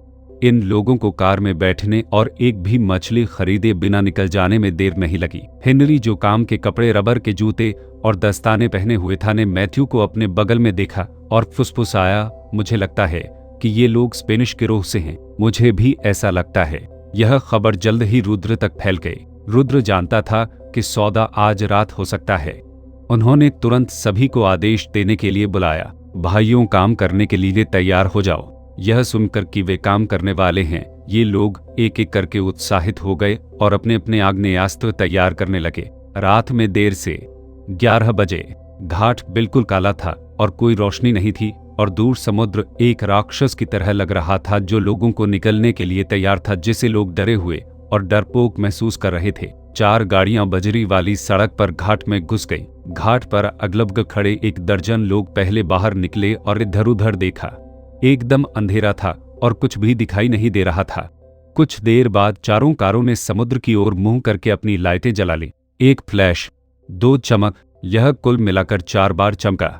दर्जनों सेकंड के बाद दूर समुद्र में एक रोशनी दिखाई दी और गोदी की ओर 4 बार चमकी। थोड़ी देर बाद 10 टन से अधिक की एक मछली पकड़ने वाली नाव समुद्र से आई और धीरे धीरे गोदी पर रुकी। स्पेनिश गिरोह काफी समय से तट पर इंतजार कर रहा था। नेता गिरोह का सलाहकार बस्टीन था। एक आदमी मछली पकड़ने वाली नाव से उतरा, किनारे पर कूदते ही उसके पैरों के नीचे लकड़ी का डेक चरमराने लगा। बस्टीन मुस्कुराते हुए आगे बढ़े, दूसरे व्यक्ति से सौहार्दपूर्वक हाथ मिलाया और स्पेनिश में कहा, गार्सिया, हम फिर मिलते हैं। हेलो बस्टीन, क्या आप पैसे लाए? बिल्कुल, उसने पीछे की ओर हाथ हिलाया और उसका एक आदमी एक सूटकेस लेकर आया। बस्टीन ने सूटकेस खोला और कार की रोशनी के नीचे सूटकेस में रखी चीजें स्पष्ट रूप से देखी जा सकती थी। यह डॉलर के बिलों का एक साफ ढेर था। 3 लाख हर पैसा यहाँ है, बस्टीन ने कहा। यह अच्छा है, मैं अब उन्हें सामान ले जाने दूंगा। गार्सिया ने उसके पीछे हाथ हिलाया और थोड़ी गहरी त्वचा वाले कई लोग नाव से बाहर आए और एक एक करके सामान लेकर किनारे पर उतरे। कुछ ही समय बाद सारा सामान गोदी पर ले जाया गया, जो आधा व्यक्ति लंबा और लगभग 1 घन मीटर था। गार्सिया ने कहा, यह वही है जो आप कुल 500 किलोग्राम चाहते हैं। आपने इस बार जो मांगा है वह वास्तव में बहुत है। यह लगभग 3 महीने से उत्पादन में है। ऐसा लगता है कि आपका व्यवसाय अच्छा चल रहा है। यह ठीक है, बस्टीन ने मुस्कुराते हुए कहा। फिर उन्होंने एक युवक को सामान का निरीक्षण करने के लिए आगे आने को कहा। बस्टीन ने 2 सिगार निकाले और एक कोलंबियाई को दिया। टेक, उसने अपने हाथ में चांदी का लाइटर जलाया और गार्सिया को दे दिया। गार्सिया ने अपना सिर नीचे किया और सिगरेट जलाई, लेकिन इसी वक्त गोली चलने की स्पष्ट आवाज आई। अगले ही पल कोलंबियाई नेता के सिर में एक खूनी छेद हो गया और वह छींटे के साथ जमीन पर गिर गया। बस्टीन के चेहरे पर खून के छींटे पड़े, जिससे वह 1 या 2 सेकंड के लिए स्तब्ध रह गया। उन्होंने गार्सिया को मार डाला, अन्य कोलंबियाई चिल्लाए। कई लोग तेजी से केबिन से बाहर निकले, सभी के हाथों में सबमशीन गनें थी। उन्हें सतर्क रहने के लिए केबिन में छिपना चाहिए था। आखिरकार हर किसी को इस तरह के लेनदेन से सावधान रहना चाहिए। तू कोलंबियाई लोगों ने तट पर गोलीबारी शुरू कर दी और स्पेनिश गिरोह के सदस्यों पर बेतहाशा गोलीबारी की। बर्स्टीन का अनुयायी इतना भयभीत हो गया कि उसने अपने मालिक को नीचे खींच लिया, जिससे उसकी मौके पर ही गोली लगने से मौत हो गई। कोलंबियाई लोगों द्वारा हमला किए जाने के बाद स्पेनिश गैंगस्टरों ने भी अपनी बंदूकें खींच ली और जवाबी कार्रवाई की। कई कोलंबियाई जो गार्सिया के साथ व्यापार करने के लिए तट पर गए थे, उन्हें स्पेनिश गैंगस्टरों ने तुरंत मार डाला। दोनों पक्षों के बीच जमकर मारपीट हुई। बर्स्टीन अंततः अपने होश में आए और जानते थे कि कोई गलतफहमी हुई होगी। वह स्पेनिश में चिल्लाया, रुको सबको, रोको, यहाँ एक गलतफहमी है। लेकिन इससे पहले कि बस्टीन अपनी बात पूरी कर पाता, दूर से एक गोली उड़कर बस्टीन के सिर में लगी। हवा में तुरंत खूनी छेद हो गया। बस्टीन की आंखें चौड़ी हो गई और वह अविश्वास में गिर पड़ा। जब स्पेनिश गिरोह ने देखा कि उनका गिरोह सलाहकार मारा गया है तो उनकी मारक क्षमता और अधिक तीव्र हो गई और उन्होंने जहाज पर कोलंबियाई लोगों पर बेतहाशा गोलीबारी की। लेकिन जब वे आए तो वे लड़ने को तैयार नहीं थे। उनके हाथों में केवल हल्की बंदूकें थीं और सब मशीन गनों से लैस कोलंबियाई लोगों ने उनका दमन कर दिया। इस समय उनके पीछे से लोगों का एक समूह निकल पड़ा। स्पेनिश गैंगस्टर्स स्तब्ध रह गए, सोच रहे थे कि क्या यह उन्हीं में से एक है, लेकिन इससे पहले कि वे प्रतिक्रिया कर पाते, इन लोगों के हाथों में मौजूद सब मशीन गनों ने उन पर गोलियां चला दी। दा बचे हुए कुछ स्पेनिश गैंगस्टरों को इस समूह के लोगों ने सिर्फ एक मुठभेड़ में मार डाला। ये लोग यही नहीं रुके। स्पेनियों को मारने के बाद उन्होंने कोलंबियाई लोगों पर अपनी बंदूकें तान दी। शिकागो टाइपराइटर ने मछली पकड़ने वाली नाव पर बेतहाशा गोलीबारी की। शक्तिशाली गोलाबारी ने नाव पर सवार लोगों को जवाबी लड़ाई करने से रोक दिया। केरी लगभग 2 मीटर लंबा था और उसने अपने हाथ में M42 भारी मशीन गन पकड़ रखी थी। गोलियों की लंबी श्रृंखला जमीन पर घिसट रही थी और वह मछली पकड़ने वाली नाव पर बेतहाशा गोलीबारी कर रहा था। बंदूक की नाल से निकली आग की लपटें आधे मीटर से अधिक दूर तक निकली। नील ने ग्रेनेड निकाला और दूर से मछली पकड़ने वाली नाव पर फेंक दिया। ग्रेनेड सटीक तरीके से केबिन में फेंका गया और फट गया और केबिन से आ रही गोलीबारी तुरंत बंद हो गई। नाव चला रहे कोलंबियाई ने देखा कि वे प्रतिद्वंद्वी को बिल्कुल भी नहीं हरा सकते, इसलिए वह तुरंत नाव छोड़कर भाग गया। हेनरी, मैथ्यू और अन्य लोग उनका पीछा करना चाहते थे, लेकिन रुद्र ने उन्हें रोक दिया। पीछा करने की कोई जरूरत नहीं है, बस उन्हें भाग जाने दो, इससे हम पर कोई असर नहीं पड़ेगा। चलो जल्दी से सामान ले चलते हैं। यह सुनकर कई लोग तुरंत स्पेनिश गिरोह की ओर भागे और उन्हें एक कार में पैसे का बक्सा मिला जिसमें साफ सुथरे बैंकनोट थे। बॉस, मुझे पैसे मिल गए, हेनरी उत्साह से चिल्लाया। कोक पाउडर का क्या करें, इसे समुद्र में फेंक दें? लियो ने पूछा। रुद्र ने कुछ देर सोचा। हालांकि वह नशीले पदार्थ नहीं बेचता था और नशीले पदार्थों की तस्करी का विरोध करता था, लेकिन ये सभी पैसे थे। हालांकि कोलंबियाई लोगों से इसे खरीदने में केवल 3 लाख का खर्च आया, बाजार में कीमत 4 से 5 गुना अधिक हो सकती है। उन सभी को कार में रखो और उन्हें वापस ले जाओ। हम बाद में बात करेंगे कि इससे कैसे निपटना है। 0040 अध्याय 4040 देस्पत देस स्पानिश गांगसतमल की शुरुआत। अध्याय हेनरी और अन्य लोगों ने सभी कोक पाउडर को कार में लोड करने के लिए कड़ी मेहनत की। इसे लोड किया और जल्दी से चले गए और गोदी फिर से अंधेरा और शांत हो गई। केवल लहरों की अविराम ध्वनि है। नए स्टेशन पर वापसी। लिविंग रूम में लोगों का एक समूह कॉफी टेबल पर रखे सूटकेस को उत्साह से देख रहा था। सूटकेस का ढक्कन खुला था और अंदर बिल्कुल नए $100 के नोटों का ढेर था। बॉस, मैंने इसे गिन लिया है, यह कुल 3 लाख है। शॉन ने उत्साहपूर्वक सूचना दी। बाकी सभी लोग उत्साहित दिखे, इस बार उन्हें बड़ी रकम मिल सकती है। रुद्र ने अब और इंतजार नहीं किया और पैसे बांटने का आदेश दिया। 90,000 निकालो और गिरोह को सौंप दो। सीन ने तुरंत 90,000 गिने और एक तरफ रख दिए। उनके और शौर्य के बीच हुए समझौते के मुताबिक इसे 30/70 में बांटा गया था। इसमें से $90,000 शौर्य को दिए जाएंगे। सीन और हेनरी को रुद्र और शौर्य के निजी फैसले के बारे में नहीं पता था। रुद्र ने उन्हें सब कुछ बताना जरूरी नहीं समझा। जटिल चीजों के बजाय पैसा कमाने के लिए कड़ी मेहनत पर ध्यान केंद्रित करना वास्तव में अधिक सरल और खुशहाल था। 2,15,000 और 5 सेंट। आप प्रत्येक 13,000 साझा कर सकते हैं। शॉन पैसे गिने। रुद्र ने कहा। कुछ ही समय बाद उनमें से प्रत्येक के हाथ में पैसों की एक मोटी गड्डी आ गई। बाकी रुद्र को जाता है। कुल 1,11,000। बॉस, आप कोक पाउडर के उस बैच के साथ क्या करना चाहते हैं? हेनरी ने पूछा। कोक पाउडर के इस बैच की मात्रा काफी बड़ी है। उन्होंने बसी से गिना। प्रत्येक 1 किलोग्राम के 500 पैकेज हैं, जिसका मतलब है कि कोक पाउडर कुल 500 किलोग्राम है। रुद्र ने त्वरित मानसिक गणना की। 500 किलोग्राम 3,06 USD प्रति ग्राम। हालांकि उन नशीली दवाओं के आदी लोगों के लिए 1 ग्राम अक्सर $4 या $5 में बेचा जा सकता है, और जब दवाओं की आपूर्ति कम हो तो यह और भी अधिक महंगा हो सकता है। बेशक लाभ के बंटवारे की भी पड़ते हैं, लेकिन इससे उसके भारी मुनाफे का भी पता चलता है। नष्ट कर देना, यह अफसोस की बात होगी। बेचना। रुद्र नशे के कारोबार में शामिल नहीं होना चाहता था। पहले इसे छुपाने के लिए कोई छुपी जगह ढूंढो, हो सकता है बाद में काम आए।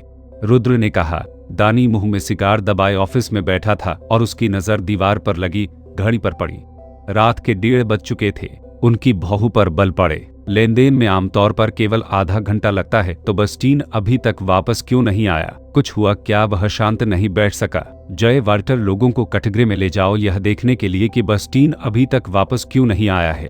दानी ने अपने 2 अंगरक्षकों से कहा। हाँ बॉस। दोनों अंगरक्षक गोदी की ओर चले गए। उन्होंने जो दृश्य देखा उससे वे स्तब्ध रह गए। गोदी लाशों और खून से भरी हुई थी। स्पेनिश गिरोह के सभी सदस्य जमीन पर गिर पड़े, जिनमें गिरोह के सलाहकार बस्टीन भी शामिल थे। वहां थोड़े गहरे रंग की त्वचा वाले कई पुरुष भी थे, जिनके बारे में उन्होंने अनुमान लगाया कि वे कोलंबियाई थे।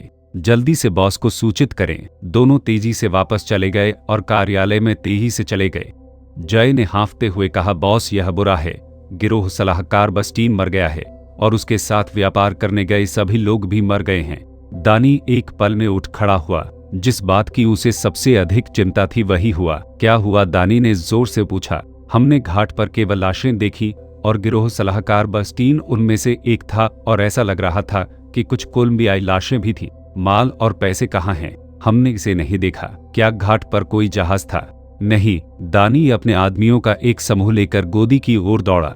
गोदी में उन्होंने अपने 2 अंगरक्षकों द्वारा बताई गई स्थिति देखी। बस्टीन मर चुका है और उसके 1 दर्जन आदमी जो उसके साथ व्यापार करने आए थे मर गए। $3 लाख गायब थे। कोक पाउडर का ऑर्डर भी गायब था। क्या यह कोलंबियाई लोगों ने किया था? लेकिन वे कई वर्षों से कोलंबियाई लोगों के साथ व्यापार कर रहे हैं और ऐसा कुछ भी कभी नहीं हुआ है। इस बार वे ऐसा क्यों करेंगे? क्या हो रहा है? क्या हुआ? दानी गुस्से से दहाड़ने लगी, लेकिन उसके लिए एकमात्र उत्तर रात की ठंडी हवा और लहरों की आवाज थी। काफी देर के बाद दानी शांत हुए और अपने आदमियों को आदेश दिया, घाट को तुरंत साफ करो। अगर दूसरों को हमारे आदमियों के शव मिले तो पुलिस हमारे लिए परेशानी खड़ी कर सकती है।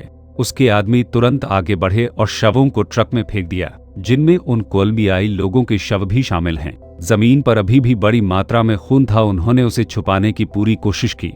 लगभग भोर हो चुकी थी और मछुआरे आ रहे थे, इसलिए दानी और उसके लोग जल्दी से चले गए। वापस कार्यालय में दानी शांत नहीं हो सका, कारण चाहे जो भी रहा हो इस बार नुकसान बहुत बड़ा था। उनके सबसे प्रभावशाली अधीनस्थ बस्टीन की मृत्यु हो गई थी। वह उसका दाहिना हाथ था और गिरोह के अधिकांश कारोबार के लिए वह जिम्मेदार था। और उसके अपने 3 लाख कैसीनो लूटने के बाद स्पेनिश गैंग को काफी नुकसान हुआ। वह मूल रूप से अपने घाटे की भरपाई के लिए कोक पाउडर से अधिक पैसा कमाना चाहता था। बहुत कोशिश करने के बाद 3 लाख नकद इकट्ठा करने में सफलता मिली। यह फिर से लूट लिया गया। पैसा भी खत्म हो गया और सामान भी खत्म हो गया। अगला दवा व्यवसाय भी नहीं हो पाएगा। जब उसने उन कोलंबियाई लोगों के बारे में सोचा जो मर गए, दानी के सिर में दर्द होने लगा, यहाँ तक कि सामान खरीदने की यह लाइन भी शायद कट जाएगी। थक इसके बारे में सोचते सोचते दानी और अधिक क्रोधित हो गया और कार्यालय में दहाड़ने लगा। मेज पर जोरदार प्रहार के साथ मेज पर मौजूद सभी लैंप और कॉफी के कप जमीन पर गिर गए और टुकड़ों में बिखर गए। जय, सबको इकट्ठा करो और पता लगाओ कि क्या हुआ। जय ने जवाब में तेजी से सिर हिलाया। दोनों अंगरक्षकों के बाहर जाने के बाद दानी सिगार लेकर खिड़की के सामने खड़ी हो गई और सोच रही थी कि यह किसने किया। क्या यह जनरल गुस्तावो ही हो सकता है जिसने उसके साथ सौदा किया हो? लेकिन क्यों पैसे की कमी? लेकिन ऐसे चरम साधनों का उपयोग करने की कोई आवश्यकता नहीं है। वह लॉस एंजलिस में एकमात्र ड्रग डीलर है जो कोलंबियाई सामान खरीदता है। उनका व्यापार एक ऐसा व्यवसाय है जो लंबे समय तक पैसा कमाता रहता है। क्या ऐसा हो सकता है कि कोलंबिया में कुछ गलत हुआ हो? लोगों का एक अन्य समूह व्यापारिक मार्ग जानता था। उसने उसका अनुसरण किया और घाट पर बस्टीन और अन्य लोगों को लूट लिया। यह संभव था। मामले की पुष्टि के लिए दानी जनरल गुस्तावो को एक टेलीग्राम भेजना चाहते थे, लेकिन वह चिंतित था। यदि टेलीग्राम को FBI द्वारा इंटरसेप्ट किया जाता है तो उसके दरवाजे पर मुसीबत आने में ज्यादा समय नहीं लगेगा। ओह नहीं, अब क्या करे? दशकों से गैंग चला रहे अनुभवी दानी को कुछ पता नहीं था कि क्या करे। पूरी रात न सो पाने के कारण दानी थका हुआ था और उसे सिर दर्द हो रहा था, लेकिन उसका सोने का कोई इरादा नहीं था। सिर्फ एक रात एक के बाद एक सिगरेट पीने से उसे काफी थकान महसूस होने लगी। सुबह हो चुकी थी और एक नया दिन शुरू हो चुका था। रिंग रिंग रिंग, अचानक फोन बजा। दानी ने सोचा कि यह जय और अन्य लोगों को कुछ मिला है, इसलिए उसने जल्दी से इसे उठाया और अपने कानों से लगा लिया। लेकिन जिसने फोन किया वह जय नहीं था, बल्कि ब्रोकरेज व्यवसाय का प्रभारी एक नेता था। बॉस, मुझे आपको कुछ बताना है। हमारी एक मॉडलिंग कंपनी का मैनेजर जिसका नाम सैंडर्स है अचानक गायब हो गया। उसे पिछले 3 दिनों से नहीं देखा गया है। मैंने जांच की और पाया कि उसने गायब होने से पहले कुछ मॉडल बेचे थे और $10,000 से अधिक प्राप्त किए थे। मुझे संदेह है कि वह आदमी पैसे लेकर भाग गया होगा। दानी सैंडर्स को नहीं जानती थी। उसके अधीन इतने सारे लोग थे, उसे एक छोटे आदमी का नाम कैसे याद आ सकता था। दानी के सिर में तब और भी दर्द हुआ जब उसने किसी को पैसे लेकर भागते हुए सुना। इन दिनों कुछ भी अच्छा नहीं है, सब बुरी खबरें हैं। इस समय दानी बेहद चिड़चिड़ा हो गया और फोन पर चिल्लाया, उस कमीने को ढूंढने के लिए किसी को भेजो, पैसे वापस लाओ और फिर उसे जिंदा दफना दो। इसके बाद उन्होंने फोन रख दिया। हो, दानी हाँफने लगी। लानत है, सब कुछ गलत हो रहा है। उसे नहीं पता था कि सैंडर्स को पहले ही जिंदा दफना दिया गया था। यह दोपहर तक नहीं था। जय बाहर से वापस आया। उसने अपना सिर नीचे किया और बताया, मुझे खेद है बॉस, हमने सावधानी पूर्वक जांच की और कोई सुराग नहीं मिला। हमें कोई कोलंबियाई नहीं मिला। हम पता नहीं लगा सके कि क्या हुआ। दानी ने अपनी मुट्ठियां जोर से भींच ली। जांचते रहे, मुझे नहीं लगता कि कोई सुराग है, दानी चिल्लाया। जय तुरंत सहमत हो गया और फिर से बाहर भाग गया। दानी अपनी कुर्सी पर गिर पड़ा। और स्टीन के बिना भविष्य में गिरोह के कारोबार का क्या होगा? एक योग्य गिरोह सलाहकार को प्रशिक्षित करना इतना आसान नहीं है। दवा का सौदा विफल हो गया, पैसा चला गया और माल चला गया। भविष्य में दवा व्यवसाय का क्या होगा? कैसीनो भी अब बंद है। स्पेनिश गैंग के शेष व्यवसाय कुछ बार भूमिगत बॉक्सिंग रिंग और लोन शार्क कंपनियां हैं, लेकिन ये प्रति वर्ष $1 लाख भी नहीं कमा सकते हैं। यह गिरोह के खर्चों को पूरा करने के लिए भी पर्याप्त नहीं है। 0041 अध्याय 4141 planning to establish a gang exceptive ML का प्रारंभ।